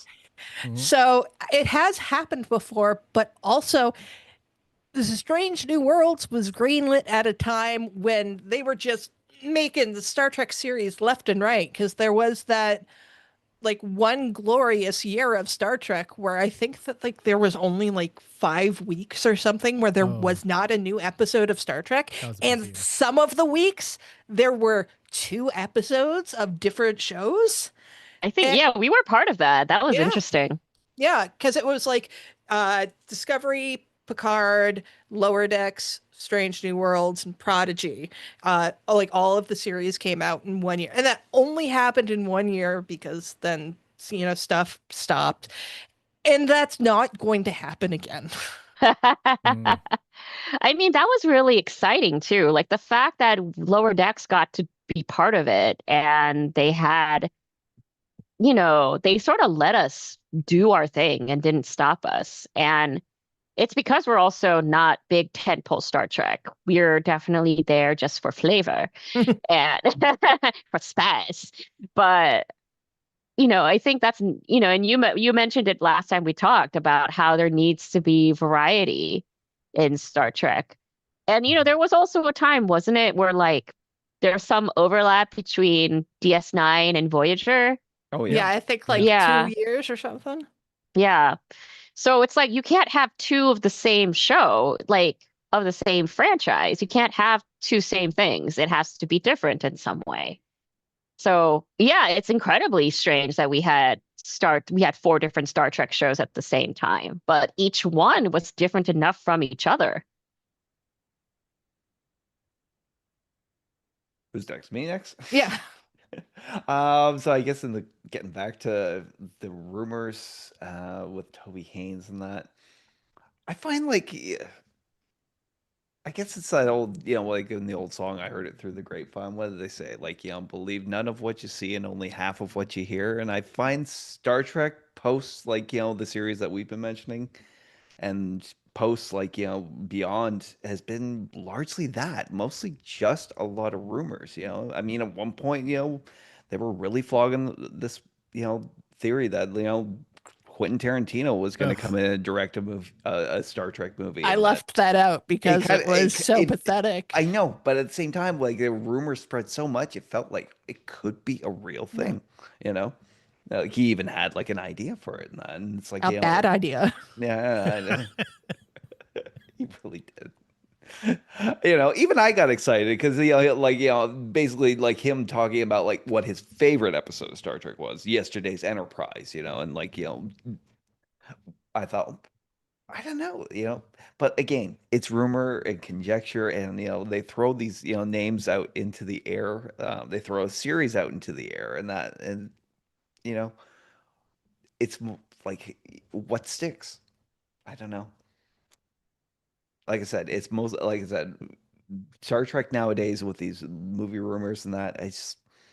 I need to see something, in print or media or something in that before I even like consider taking it seriously. I'll believe it when I'm sitting in Yeah. the theaters to Yeah. watch They're it. great. They're great names to toss around. Like Toby Haynes, the guy from Andor. Yeah, he'd be great at it in that. But again, I think it's more like trying to will the stuff into existence than that. I think the best thing that seems promising about all these rumors is that they're not all based on like television casts that we've seen already. Like they're open, I'm gonna air quote that, to new different things. Like Tarantino's so weird, but at least it's something different. Like Not really. He wanted to remake I a piece know, of I mean, action. but it was more like he was a different choice, like not Yeah. something you would normally pick for Star Trek. And the D&D guys, like I think that these are interesting ideas. I like it. Sort of reminds me, in a very vague sense, of what James Gunn is doing, like how he's like he has the main DCU, but he's also letting people do Elseworld world stuff. Like the Matt Reeves Batman isn't the Batman of the DCU, but he's still Batman. And then we get Clayface, which is like a different style than Superman. We just saw the Supergirl trailer, which is totally different style than Superman. Like these are all very interesting, like open different ideas. And Star Trek, all in all, has sort of been the same in the past little bit. So I like, other than Lower Decks, which was a breath of fresh air. Yeah. Like we need different things for things to strive. Like Gene said, like we need the creativity of different types of things so that it propels it forward. Like Lower Decks made Star Trek way better because it pushed the envelope of what Star Trek could be. Prodigy did the same thing. Yeah. Like This is why I hope that Starfleet Academy has Riverdale levels of teen drama. Not just to piss people off. I mean, Yeah. I'd like that too, but I want it to be so different. I love mess. Give me mess in space. But as Gene pointed out, a lot of the ones at the top kind of wrote it off because it's not up as a the tent pole of the franchise, and that it was just like kind of a little rope that's kind of like off out in the circus grounds and that. That's a bad analogy for it, but that We're the ones swing going. but it's almost like it gave it a certain anonymity in that, and like from like that from the corporate level and that, and it's like a little guerrilla operation, and that it's it was allowed to do what they wanted to do, which is exactly why we Lower Decks was as madcap and fun as it was, and that it was a bunch of people that loved what they were doing, and didn't have that expectation. It's like it's like if it succeeds, it succeeds, whatever. Not So it's swinging from one end of things to the other. There have also been talks of another next generation movie. On the Happy, Sad, Confused podcast, Patrick Stewart said that there was a script in the works, and Jonathan Frakes has mentioned it at conventions. Now, I think a lot of this is the trying to will it into existence by letting the fans hear about it and hoping that they, start riots so that it'll happen. I personally think that the TNG cast has gotten more chances at send-offs than any other Trek cast, but Do you guys think that there's a plot for this? And how likely is it given that TNG is remarkably popular? I mean, I just watched Eric do a full body eye roll, and that was the best thing I've seen. I love TNG too. That's the thing. And like the thing is like if you want a TNG movie, but you want them to be young again, let us do it. Make it an animated movie. Yeah. There you They're go. all amazing voice actors. So, I mean, the thing is, I grew up with gargoyles. I didn't realize. Yes. Yeah, Yes. I didn't realize it was all of Star Trek actors acting in Mhm. gargoyles Yeah. as a child. I mean, I was just like, but yeah, as soon as I heard Jonathan Frakes talk in Star Trek, I was just like, wait, Xanatos? Xanatos? Yeah, seriously. Yeah, yeah. It's And one then of my like, favorite yeah, shows. yeah, like meeting Marina Sirtis for the first time, I just was like, I grew up listening to you as Demona. Oh my God. You are my problematic fave. It was just so like they're all amazing voice actors. Let us, if you want the TNG movie so bad and you want them to be able to do things that involve a lot of running and jumping, like you want a TNG action movie, you call. Why don't you call us? Yeah. We'll give you that. We'll make it animated. I mean, Picard season 3 was the perfect send off for them. Really was. Well, Like, I mean, we don't- no. All Good Things was the perfect send off for them. Yeah. Picard season 3 was the greatest postscript. It was the greatest. Let's fix the last 2 seasons. But like, we want a new TNG movie. I say we do the Kelvinverse TNG movie. It's been enough time. Have Chris Pine be really old, like Bones was in the first season of TNG. Like, have him pass the Yeah, and baton. check out the first episode of Strange New Pod I was ever on where we actually pitched the TNG Kelvin movie, and my absolute favorite part of it, where we had Spock and Uhura have a part Romulan granddaughter who was in the Tal Shiar, and we decided she was going to be played by Zendaya. Yeah. Ooh. Hell yeah. Oh man, that. I want to see Zendaya in like Yeah. beautiful Romulan makeup. Yeah. Mhm. I don't want a TNG movie, and I'm a, you know me, but all good things come to an end. Star Trek TNG was 87, right? That was that's going to be 40 years in 2 years, 38 years. They've done enough. We had a proper send off. If they're going to do something, a game, yes, Gene, please animate it. That's a great idea. Like, there's so much potential. Maybe a story that happened in those years that they were together, and that can We you have imagine Data that? in like some sort of crazy anti-gravity room doing like ninja moves all across and just being, Yes. yeah. I can Brett almost Spiner being like, I don't have the spine for that anymore. But now that you mentioned the animated, I can see it now. Especially like animating the old style uniforms, everything, the original. The thing Well, I But we I add that want that. 90s we add that 90s anime type, yes. action science fiction mecha anime feeling action to it. have, A lot have, of pew pew, a lot of boom boom. have the Enterprise do the Kira slide, bike slide. Like, the thing I worry Now about. I want to draw that for free. Yes, do it, please. The thing I worry about is if they do a TNG movie, they're gonna fucking bring back Q and the Borg again, because that's the only thing they keep on doing whenever they talk about TNG, and I hate that. Do you know who they should bring back? Tashiar. Oh my Yes. god. I would love that. Yeah. Oh, it's that part of the episode in Lower Decks we didn't see, like the purple Enterprise dealing with the purple clone of Tasha Yar. Oh my god, yes. I mean, right there, that's a great idea for an animated movie. And Everyone's so purple. but if he wants to bring Denise Crosby into it and that, make it something involving the Romulans. Or like Denise Tasha, like another evil clone of Tasha Yar manages to take Q's powers, and Sure. everyone's purple. Or we could also just have the crossover that certainly Boimler's been waiting for.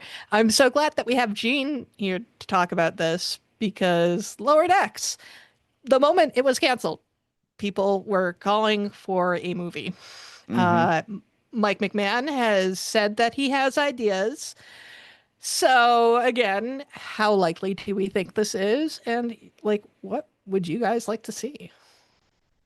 I would definitely, I don't know, like how likely it is at the moment, especially with all the growing pains and happening with Star Trek. And it sounds like they want to go in a new direction with Star Trek entirely. So it could also be that all the Kurtzman Star Trek, depending if Secret Hideout is still going to be part of the Star Trek deal, I don't know if we would. I don't. So it's all of that is a huge, big question mark. But having the opportunity to do it again would be amazing. Like I really, all of us, like Lower Decks was one of the best times I've ever had in my career, and I've done so much fun things for it. And like, I think I remember when we got canceled, people were telling me it's like, it's okay that you guys are canceled. It's, you guys are going off with the bang. And it's like, you don't understand. Like as artists, it's like we're a never-ending engine full of ideas. And it's not, the ideas don't stop just because the show is over. We still have, it's the whole David Tennant, we have so much more within us. We have so much, we don't want to go. We have so many more ideas. We were, at the end of season 5, we were all hoping that season 6 would happen.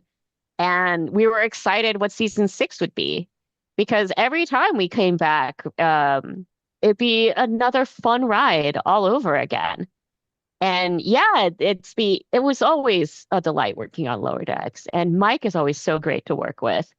Mike is not there's terrible showrunners out there. There's people who have definitely are not good at working with artists. Mike is not one of them. Mike is a great showrunner to work with, and I would work for Mike anytime. And if Mike was just like, hey, I'm doing thing, and I'm like, say no more. I'm leaving my job, whatever job I have right now, and I'm coming. I enjoyed working with him so much. And I know the sentiment is shared with a lot of people who were also on the crew with him. So if Mike had an idea for a movie and Star Trek was going to let him do it, and he wanted all of us back, we'd all jump on. No problem. Like, no hesitation, just like, I'm here. My wrist is kind of banged up right now, but I'll still draw something. No, I definitely think like all of these movies, like just put, animate it, and then you could figure out a way to make it work because it does, it's probably a lot more reasonable to hire, Chris Pine and Zoe Saldana and even Chris Hemsworth. If you're like, hey, you could knock this out in a weekend in, I don't know how long it actually takes to like do the voiceover for a movie, but it's certainly not as intensive as doing live action. So much more reasonable, and you can do a lot of like really neat stuff. So they should lean more into it. And also, do you know who really likes cartoons? Kids. And kids are who we need to get into Star Trek because a lot of Star Trek fans are dying now. I mean, it would be cool if they also like not only did kid stuff, but like Gina was talking about anime Star Trek.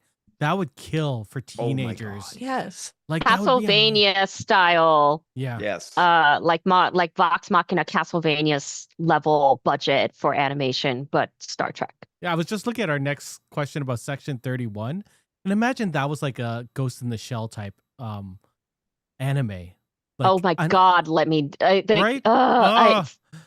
When we get there, I'll talk about it then. But yeah, fair. I have opinions. So before that, last year, Sonequa Martin Green said at Trek Talks 4 that after being canceled at the last minute, the cast and crew of Discovery asked if they could make a movie to actually wrap things up. But Paramount was like, no, we good, and gave them like a teeny tiny budget so that they could film a couple of scenes with Sonequa to wrap things up. Uh, and tacked it on to the final episode. So, was this the right move? Could they have done a Discovery movie? Would it have worked better than, season 5? And here's a little postscript. Uh, does this reluctance on Paramount's part indicate that any hopes of a Discovery movie are dead?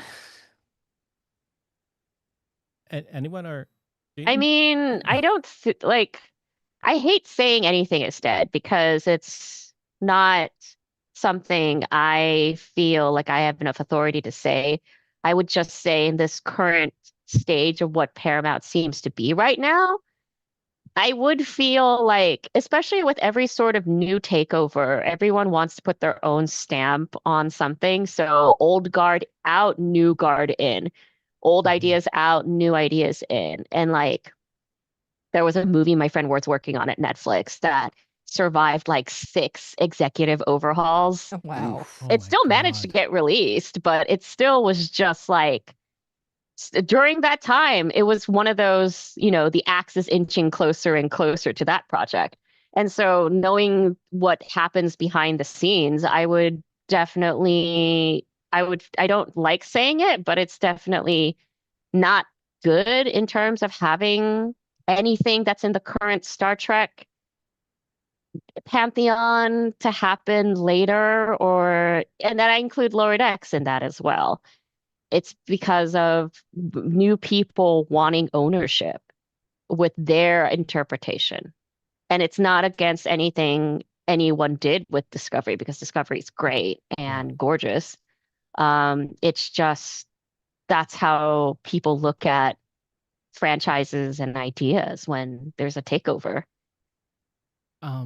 Yeah. I feel that kind of mentality is what J.J. Abrams brought to Star Wars. To be honest, like there was this whole like pantheon of stuff they could have drawn on, but I think with him, it was about like kind of full creative credit for that project and that, which is why they didn't really go into any of the any ideas from like the novels or like anything. They also that didn't want to pay any of those people. That's exactly. true.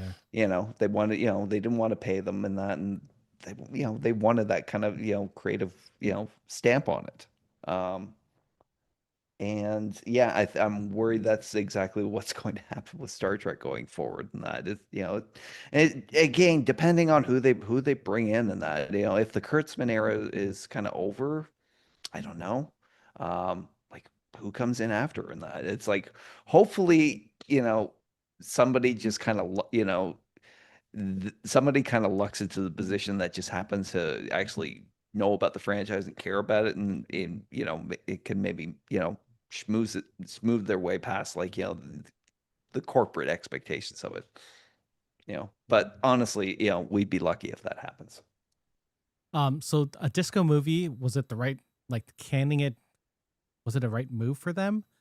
Like disco has always been so contemptuous with certain fans, so I don't think a theatrical run would have been good for them, but they could have made a streaming movie. Yes, right? They did Section 31. They could have made a better disco movie for that money. Yes. Yeah. We know they could have done a better disco movie. The only green, like, little sense of hope that I have is that they put the epilogue so far in the future that all this time that happens in between then is open for anything. So we could see something. Maybe it's in a couple years. Maybe it is a TV movie, and that would be amazing because that cast loves each other. Yes, they do. And like, there's a large subset of fans that love disco. That's the majority. It's us. We love disco. And we would kill to see a disco movie. I like make it a streaming movie. Have it come out one weekend and then put it straight on like whatever Paramount owns at that time. Netflix or, Paramount Plus. Like, I think that would work.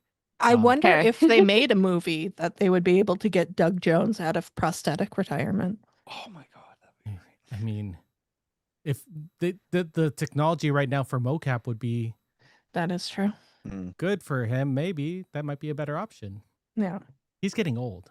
I Yeah. understand. Yes, he is. Yeah.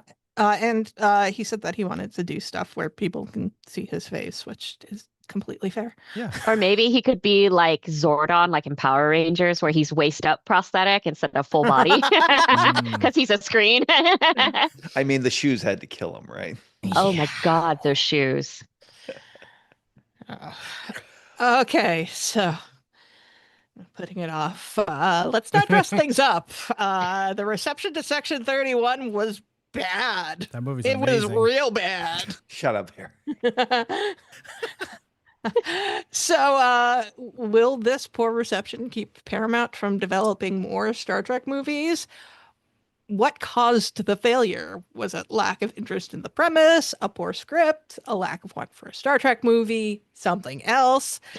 Do we think streaming-only movies are out of the question? Jean. I mean, oh God. Okay.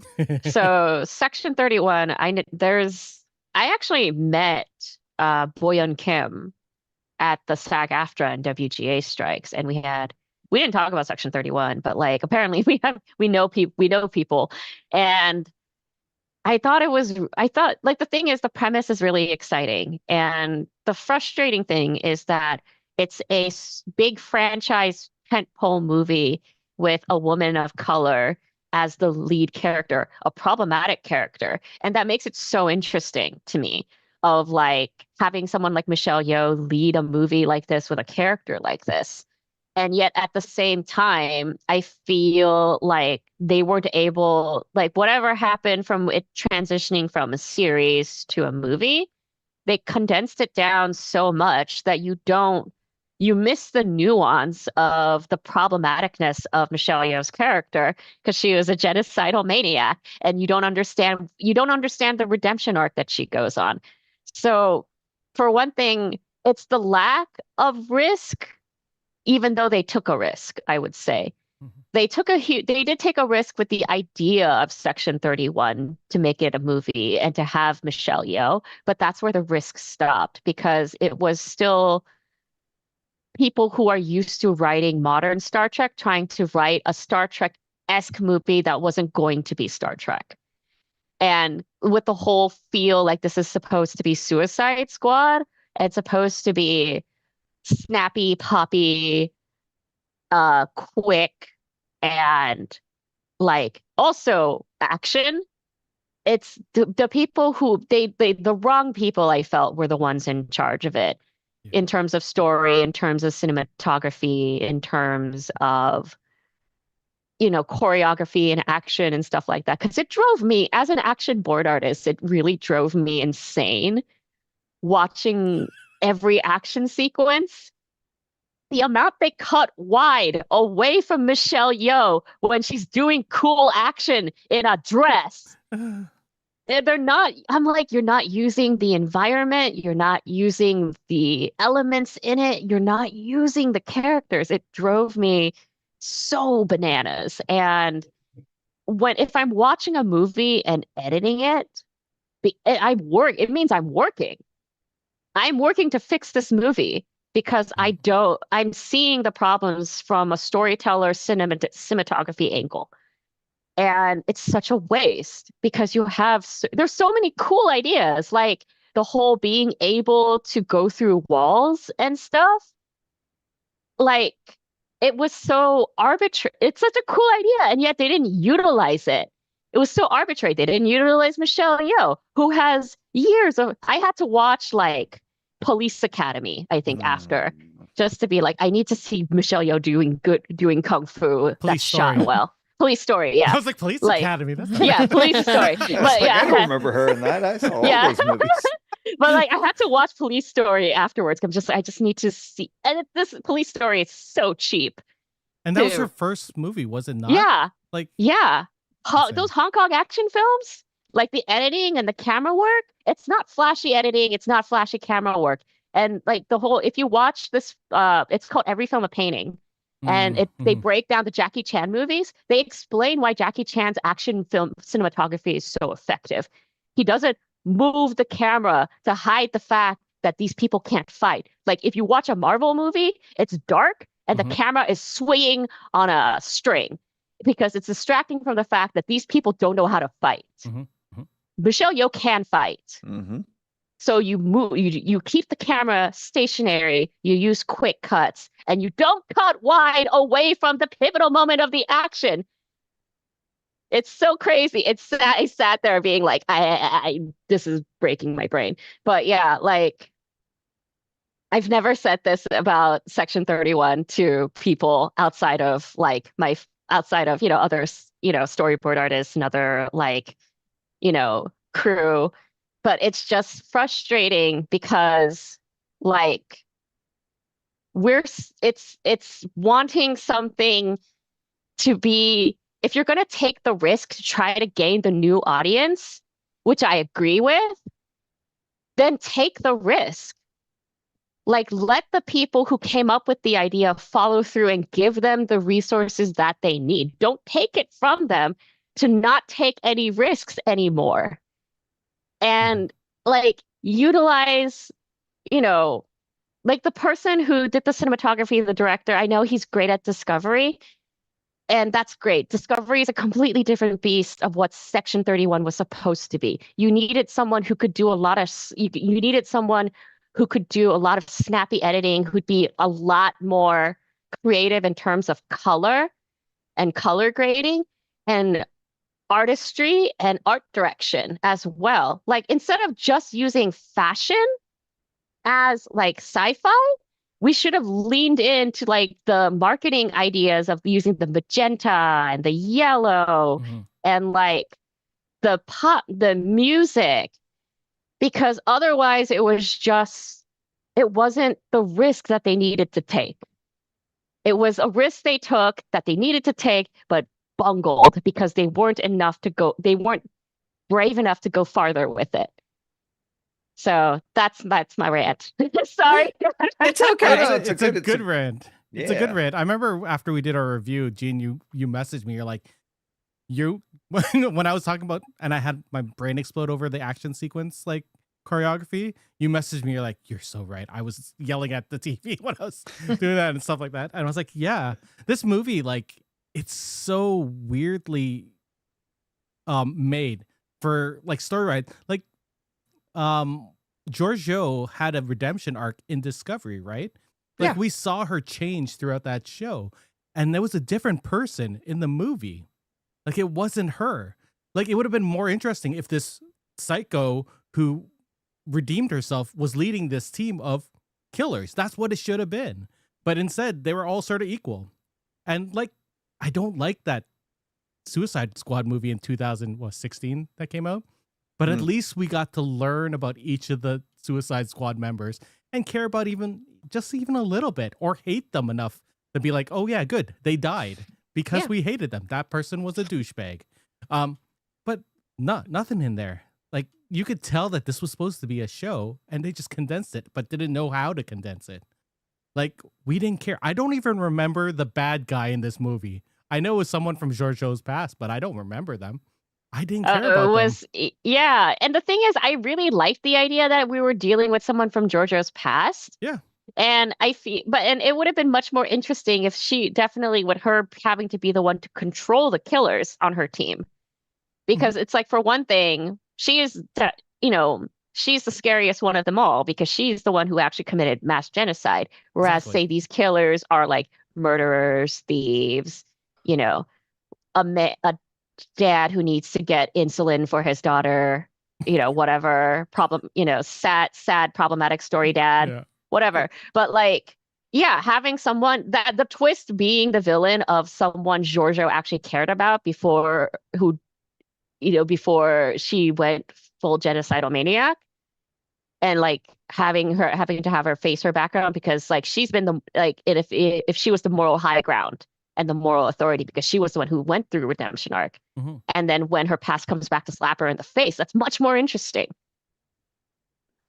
I've been sitting here trying to remember what the character's name is because it was mentioned, and all I can think is Giorgio's PETA. Yeah. That, yeah. I think it It's was like what San, some sort of San, I think. Yeah. some Yeah. sort of basic Asian Yeah. name. I just remember that he was such a great actor because he played Albert in the TV show Barry. Oh yeah. And Oh, it was he's fantastic. Like uh, even the small things, the only small little bits he was given, he like made it into a feast. mhm. Like him and Michelle Yeoh, they had very little in this, but yet they're such good actors that I believed it. Yeah. Like what really bothered me beyond like the right the writing and the directing and everything that went into this movie and that was the fact that Michelle Yeoh was just coming off of like her win for Everything Everywhere That's the All at only Once. reason it happened. Yeah. I know, and it like the fact that she agreed to do this and this is what they came up with and like what she accomplished could have been derailed with this. Thank God nobody really saw it. But yeah, I didn't even do the review for this one and that it was just it was a trial The for me. Return of Angry Hawk. I know it was a trial for me to get to the end of it. It was Everything just felt wrong about it. All the hype around like some of the actors and that, like Casey Rolls coming in to play Rachel Garrett. I was like, oh, love Casey Rolls. Like her whole storyline on Hannibal was amazing. Oh. I thought, yeah. Uh, They should have made her the Bosley of the problematic team. Yep. Somebody should have been in charge of that team, and somebody really should have made a better call when they decided to give like a Vulcan character an Irish accent for no reason. And it was a really bad Irish accent. Oh no. It's I because like the they thing wanted to give Sean Ferrick an aneurysm. I like the concept of fuzz a lot. Mhm. I like the concept of, Vulcan meat sack with a little parasite controlling it. Yep. I thought it was really funny, but like it was so like the execution once again bungled. And if anything, that actor already had an interesting accent because he's South African. So I'm like, we should have just kept the accent. Yeah. Because the thing is, the actor was fine. The accent was a bit. It was a choice. It was a choice, and I think it was also directed badly. I Yeah. can't blame the actor for the performance when I feel like that's a problem with it was a problem with the direction. Yeah.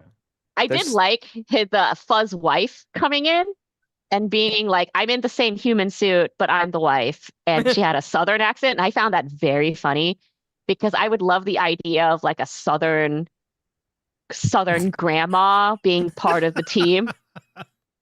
Because like the next part is just like, oh, bless your little heart. And then she like kicks him in the nuts or something. Well, I mean, obviously, like we said, the Michelle Yeoh is the only reason this movie got made. But at the same time, it's like a double-edged sword because this movie cost $80 million, which for a streaming movie is like not an insubstantial amount of money. That's 2 seasons of Lower Decks. Yeah. That makes it worse. Jesus, don't say that. 12 million of that. I don't actually know if that is, but honestly, I'm like, I That feel was like 6 and 7. That was season 6 and 7 of Lower Decks. I am way more angry at this movie than when I came into this. Yeah. Well, 12 million Like, of that Hawk's gonna throw his mic. Michelle Yeoh. Just for her acting. And I mean, I don't know if she got any other money because I know she was like a producer on things and often that all of that stuff is, paid out separately. And I mean, also just the fact that Michelle Yeoh was not in the same room with people in a lot of her scenes. So that would have, I mean, that like messes with the dynamic of things and also I think makes things more expensive. So there's just like a lot of things going against it, which after seeing Section 31 and knowing what they wanted to do with Kelvin 4, this is why I'm sure it's like, this is why they were pushing Chris Hemsworth. This is why I think that they would have focused on Zoe Saldana if, they had actually gotten it done, and they would have done it badly. So, yeah. And also just in terms of Section 31, and you can go back and listen to our episode about it, but Section 31, just as a concept, has always been polarizing in the Trek community.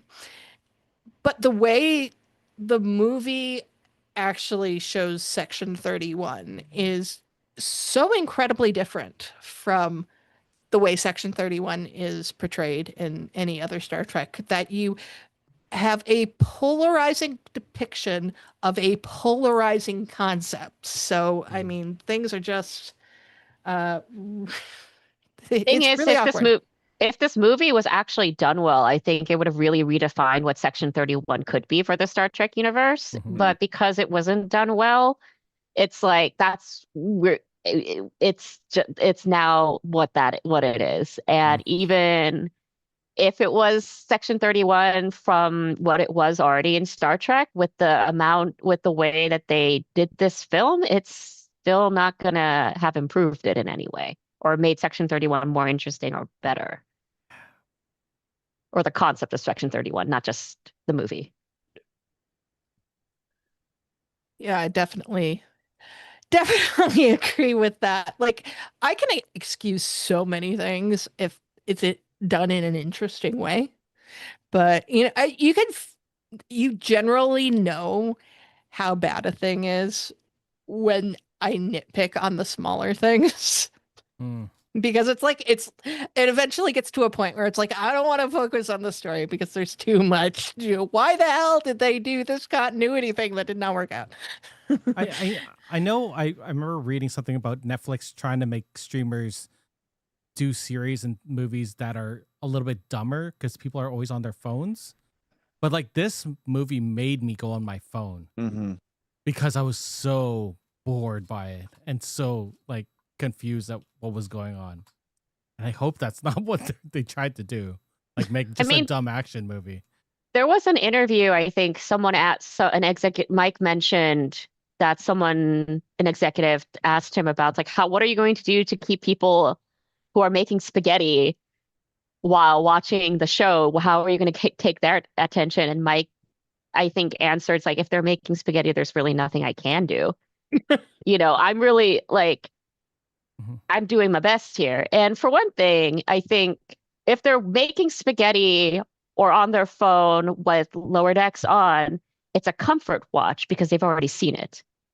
And I don't think that's anything. That's the problem I feel like with modern media and running modern media, because it's like the idea is that we're competing against everyone's phone and everyone's attention span is shorter. But we're totally ignoring the fact that people just want something on because it's comforting. Like I live alone. So oftentimes I have podcasts playing, I have video game Let's Plays playing. During the pandemic, I watched a lot of BTS content. And like, it's just, 7 lovely men talking in Korean about, cooking together. And I'm like, it makes my life so much more full because I live alone and I have 2 cats. So it's not just me talking to my cats and my cats meowing. There's the voices of other people in my house and it makes it much more cozy. Yeah. So like comfort watching or comfort atmospheric viewing, that's still viewing, that's still entertainment.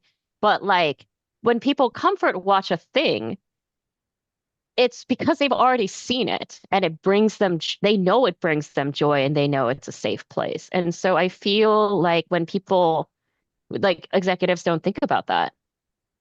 I actually really like falling asleep to Lower Decks. It's one of the regular shows that I put on. I really see. Wait, with Boimler screaming? Yeah, it's fine. I'm for a while I used to fall asleep watching Buffy the Vampire Slayer, so it's Lower Decks is actually a lot better. I like watching cartoons while I'm falling asleep because there's just so much more conversation going on. So, something like regular Star Trek, it's like there is a lot of explosions and there's a little bit of that in Lower Decks, but not as much. So I do stuff like Lower Decks, Bob's Burgers, Solar Opposites. Yeah. It's the whole 22 minutes. We're trying to get a lot of information in there in a short period of time. So there is a lot more talking. Yeah. Either that or D&D actual plays. Oh yeah, one of my favorite things to fall asleep to for a while was like the Adventure Zone when they're figuring out their D&D sheets, like the very first episode. Where it's just boring numbers and figuring out, like Taco's full name is Taco Taco. His dad's name is Taco, but he's the junior. And his dad's Taco Supreme, and stuff like that. So, one of the last things we'll talk about is the latest news that was so new that I completely forgot that it had happened and had to be reminded of it right before the show started. Thank you. And that's on November 14th. The screenwriting and directing duo of Jonathan Goldstein and John Francis Daley are supposed to be helming a brand new take on Star Trek that will not be related to any of the TV series or films. That is the only information we have about that. These two previously worked on Dungeons and Dragons, Honor Amongst Thieves, and Spider-Man Homecoming, amongst other things. And yeah, this is all we know. We don't know if it's actually going to happen or if this is another one of the, we got a Star Trek movie coming out and you're never going to hear about it again.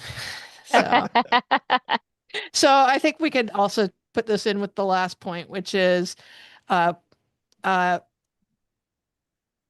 other possibilities other than this? Like, what would you like to see these guys do? Would you like to see another project pick up something from the franchise that hasn't gotten a lot of coverage? What would something original, like, what would you like them to do as something original? So, yeah, I guess this is kind of like final thoughts kind of situation as we also talk about this. Yeah. I mean, as an incredibly biased person who has never hid how biased I am about how much I love Lower Decks and how much I feel confident in our abilities in making a movie, we've shown people what movies could look like if Lower Decks could make a movie. We've done that for a very small budget in 22 minutes. So I feel like, if anything, biased, but also I know the talent behind the show, and just like, if you gave us the budget to make a full Lower Decks movie, hold on to your pants. Hold on to your butts, because it's gonna fly off, because it's just weird. Like, if you just like, you give us the opportunity to give us the budget to make a full feature length Lower Decks movie, and we can knock out all the bells and whistles we could knock out, like, with our season finales with Crisis Point, both Crisis Points 1 and 2. And, even with all the funny jokes of Mariner walking over the film strip barrier to make it the feature dimensions and stuff, I feel like, if anything, if we got a movie, we would not waste the opportunity, and we wouldn't waste the risk that it took to green lights a project like that. But yeah, that's me as a biased person. As for the unannounced new take on Star Trek, I like Dungeons and Dragons, Honor Among Thieves, and Spider-Man Homecoming. Those are interesting films. And so I'm kind of interested in what they would do with something like Star Trek, especially because this is more lighthearted than I think what people would be expecting a Star Trek film to be. But also, like, Spider-Man Homecoming was quite big in scale, but like, I feel like Star Trek, their Star Trek would probably be bigger in scale compared to both films, because the amount of ensemble cast it would need to be. And if what they're hoping for this to be is another tentpole sci-fi action film, this is not an easy thing to do, to bring in their levity and their humor into it, and also the warmth that they have in both films. So I like that this is the direction that they're going in. But we'll see if, like, because I feel like there's a lot of expectation on it. Especially, like, this is one of the first things that I feel like the merger with Paramount Skydance has announced for a big tentpole franchise film. So all eyes would be on it Mhm. when, like, if it comes out. And so already the pressure is on internally at Paramount Skydance, probably, and also externally. So I don't think this is an easy thing that these two dudes, there's a lot stacked against them despite their stellar resume. So, and making anything is so hard, especially in this landscape. Anything that gets made, even if it's not great, I'm just kind of like, you made it and it's out. Even Section 31, it's like, it's out. You made it. Sometimes that's the goal of like survive long enough for something to be made and be released, even if it's not great. And so I kind of hope that they're able to make the film and have the support and belief that they need to get to make the kind of film that they want to make. Um, but I am not confident in that support being there because I feel like the pressure is going to be more present than the support. I think Yep. I think Jonathan Goldstein and John Francis Daley are really interesting choice. Like Gene was saying, like they have really great action, like choreography or direction. They have great comedic timing in their writing. I love that they've already had big ensembles that they've worked with, and they don't seem like any of the characters are put in the back. So that's really good to know. What's also interesting is that Dungeons and Dragons and Spider-Man both have a giant mythos behind those franchises. So them taking something like Star Trek, you know that's going to be taken with care, and they're going to probably pull out things that people won't even know. Like Dungeons and Dragons has so many little Easter eggs all throughout it from each of the editions of Dungeons and Dragons, and Even the cartoon. even the cartoon, like they had them in the maze, which was insane and crazy. So you know that they're gonna take it with care. Like they care about these franchises that they work on. So that's what I'm really looking forward to. And it's there's something fresh about their take on those two franchises as well. So I like it. I'm really excited about it. As for where they can go with other movies, Lower Decks, for sure. Yeah. Any other animated, like we talked about Section 31 as an anime, that would have been amazing. Do an anime. I don't think has there been a Star Trek anime at Never. all? No. Like that seems crazy. There's a supernatural anime from that TV show. Like I love Supernatural, but I didn't expect it to get its own anime. There's even like there's so many anime. They just go into different realms. Like I like the idea of them maybe trying to do more things as they become under one giant umbrella. Maybe they'll do new things. I was talking to like Jesse and Dr. Aaron when I saw that they have a deal with webtoons, and I was like, we should do a horny Star Trek webtoon. Oh yeah. Horny Star Trek office comedy romance webtoon. Like the Tawny TV show, the Vacation Planet thing. Like that's so interesting because it's something totally different. They should do short treks again. Like make mini movies like that too. Like those were all contained. Like they had as much information as the Lower Decks episode, but not as much, not as good. You know, but I'm just saying that. I would love it. I would love them to try different things. The fact that they're not doing one of the original casts, like I like that idea. I would like to see different eras. I don't want to see the TNG era anymore. I don't even need to see the disco era. I could see something in between. There's like 1,000 years. Yeah, like they have a Star Trek comic called The Last Starship that happens during the burn. Like that would be interesting to see. Like that happens way before we see where disco is. Like, And for the love of God, no more TOS prequels. I don't need it. Nope. Although seeing a pre-Enterprise maybe is interesting. I don't know. I just want to see Archer again. We can go Or like- back and forth. Yeah, this rumor I did like. With Spider-Man Homecoming, obviously that was a Marvel movie and that, but it felt so different from every other Marvel movie at the time too, in that because it was wholly a teen drama in that. Kid pining for a girl in that he was really into, but he didn't want to obviously present everything about himself or the most interesting parts of himself in that because he has a secret identity to maintain.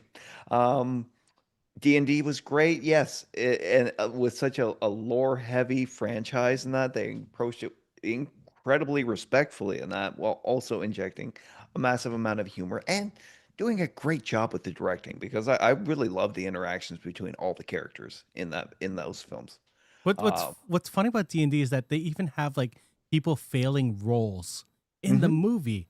Like when Chris Pine, like his spell screws up, you wouldn't see that in like a 2000s D&D movie. Nope. I like his face melting. Yeah. Yeah. Yeah. Also, my favorite joke was like, Jonathan. Jonathan. My cousin's name is Jonathan, so I do that to him, and he's just like, "Shut up." It's so funny.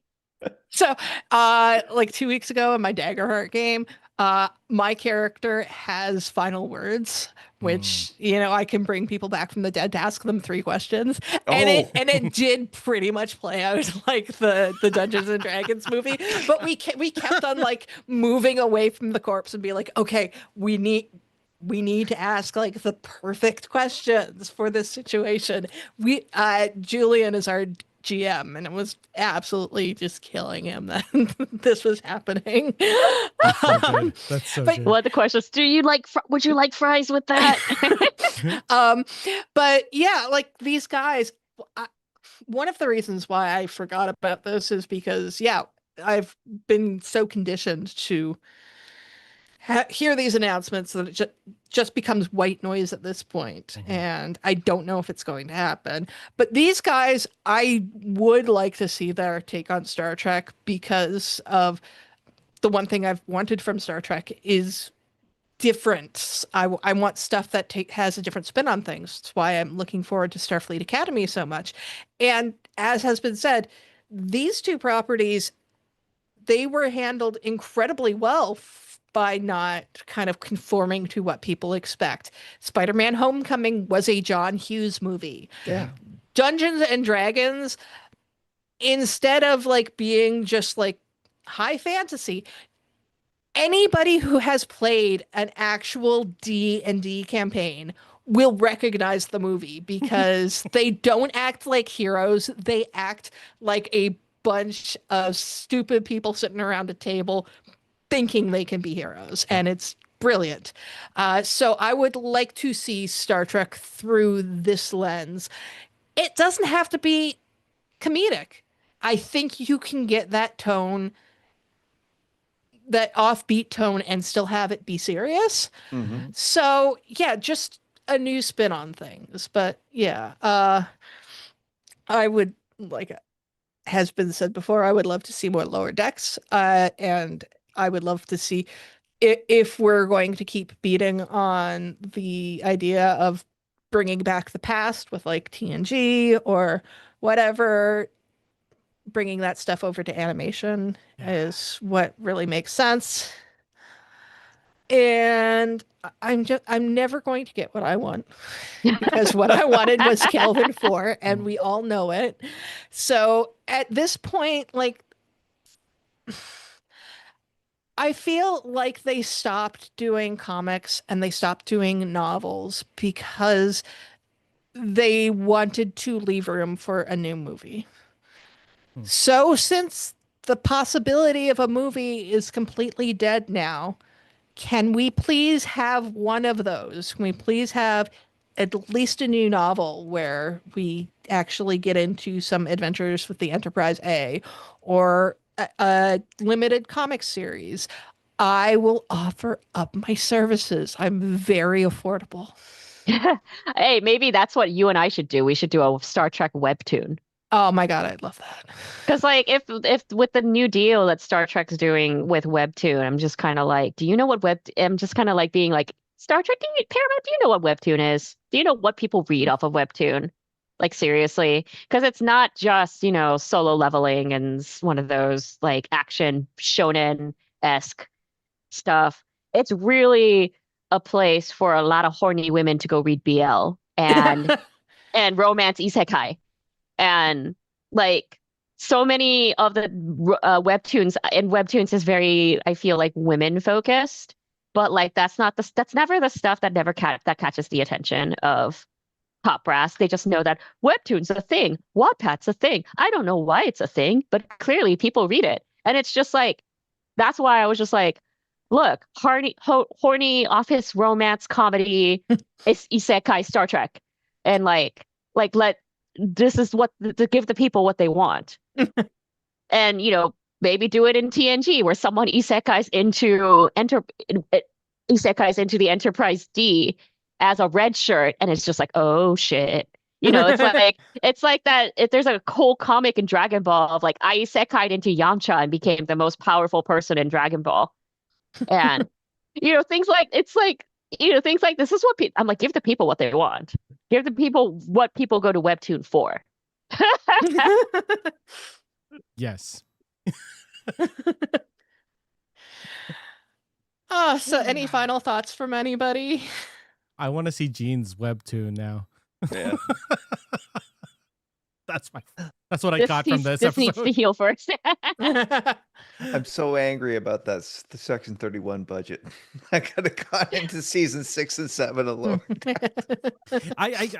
It's weird. Like we're talking about movies, and that the future of the franchise is so uncertain right now because there's only we have Starfleet Academy, and we have 2 seasons of Starfleet Academy and a season of Strange New Worlds, and we know they rushed that second season of Starfleet Academy because they knew this deal was going through, and they wanted it to happen.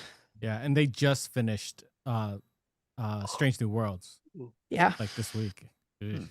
I had Robert Picardo's voice, and I went for a walk, and I had Robert Picardo's voice in my head of breathe. Breathing is your friend. And I was like trying to get some exercise, and I'm out of shape, and I was just like, I'm like, breathing is my friend. Remember? I mean, but oh gosh, yeah. One of my favorite stories. Oh, sorry. Yeah, it's like there's this funny stories about one of the actors in Dungeons and Dragons where he's the wizard, so he would make up wizard motions. And then he's just like, yeah, I just made up the motion and then did it. And then the VFX people handle it. And then you cut to the VFX person. He had the angriest look on his face. And he was just like... So I'm like, oh man, if this is the case of what this film could be for Star Trek, that'd be amazing. Of like giving the actors room to play and build relationships and chemistry. Like that'd be great. Like I said, that needs to be supported, but hopefully the internal support is there. And this upcoming year is the 60th anniversary of Star Trek. So if they don't announce a movie this year, like what are they doing? Like fully like cast and everything? Like it is in production. Yeah. That is, I feel like that's such a high demand. I want it. It's a high demand.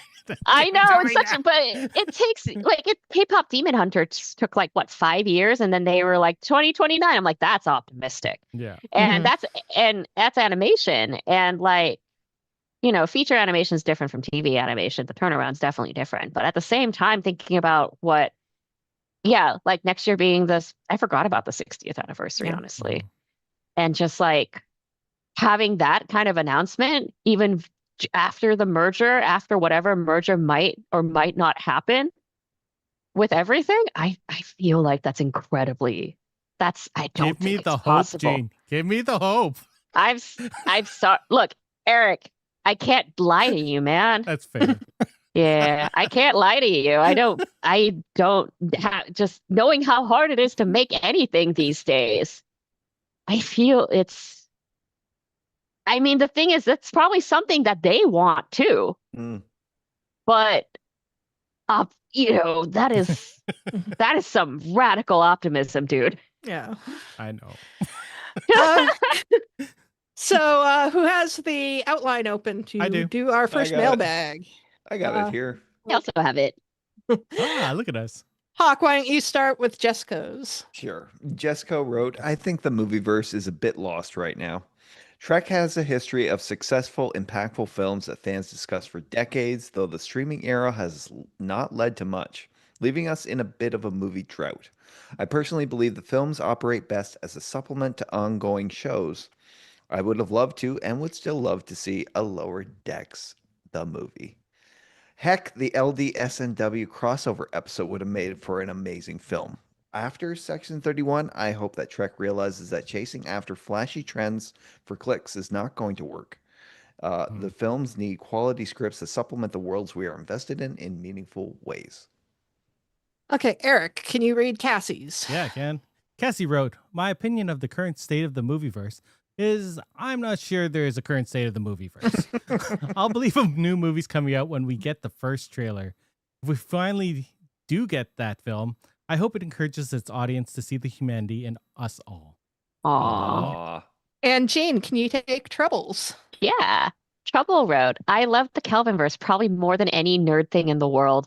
It's what got me into Trek and partly why you have the delightfully enjoyable Chaos Goblin that is me in the server today. I had such hopes for Kelvinverse to keep going after Beyond, but have accepted it's not me, it's Paramount. As much as my tiny heart breaks at the idea of no more Kelvinverse, I still have hope that we'll get something one day that isn't Section 31.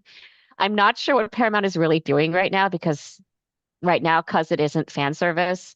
I really hope that one day they start listening to fans about what they want and would pay to see or expand on some of the fan favorite casts to do bigger theatrical releases and not just streaming films to hope for the best. I'm glad Section 31 is getting views, but very few Trek fans I know like it, and I don't know anyone who said it was their entry to Trek. And I will bring things home with N.Y. Raleigh. N.Y. Raleigh wrote, I can live without any movies as long as I know Paramount keeps producing new TV series. But I can't even be sure of that nowadays. It was unrealistic to think we could get the cast back for another TOS-era Kelvinverse movie. I'd be interested if they jumped a century into the TNG era. Yeah. So that's it. If you made it through this episode, thank you. Because Yes, big this thanks. has been a very heavy episode. Yeah. But for Gene, for Huck, for Eric, live long and prosper. Mahjong. Good night.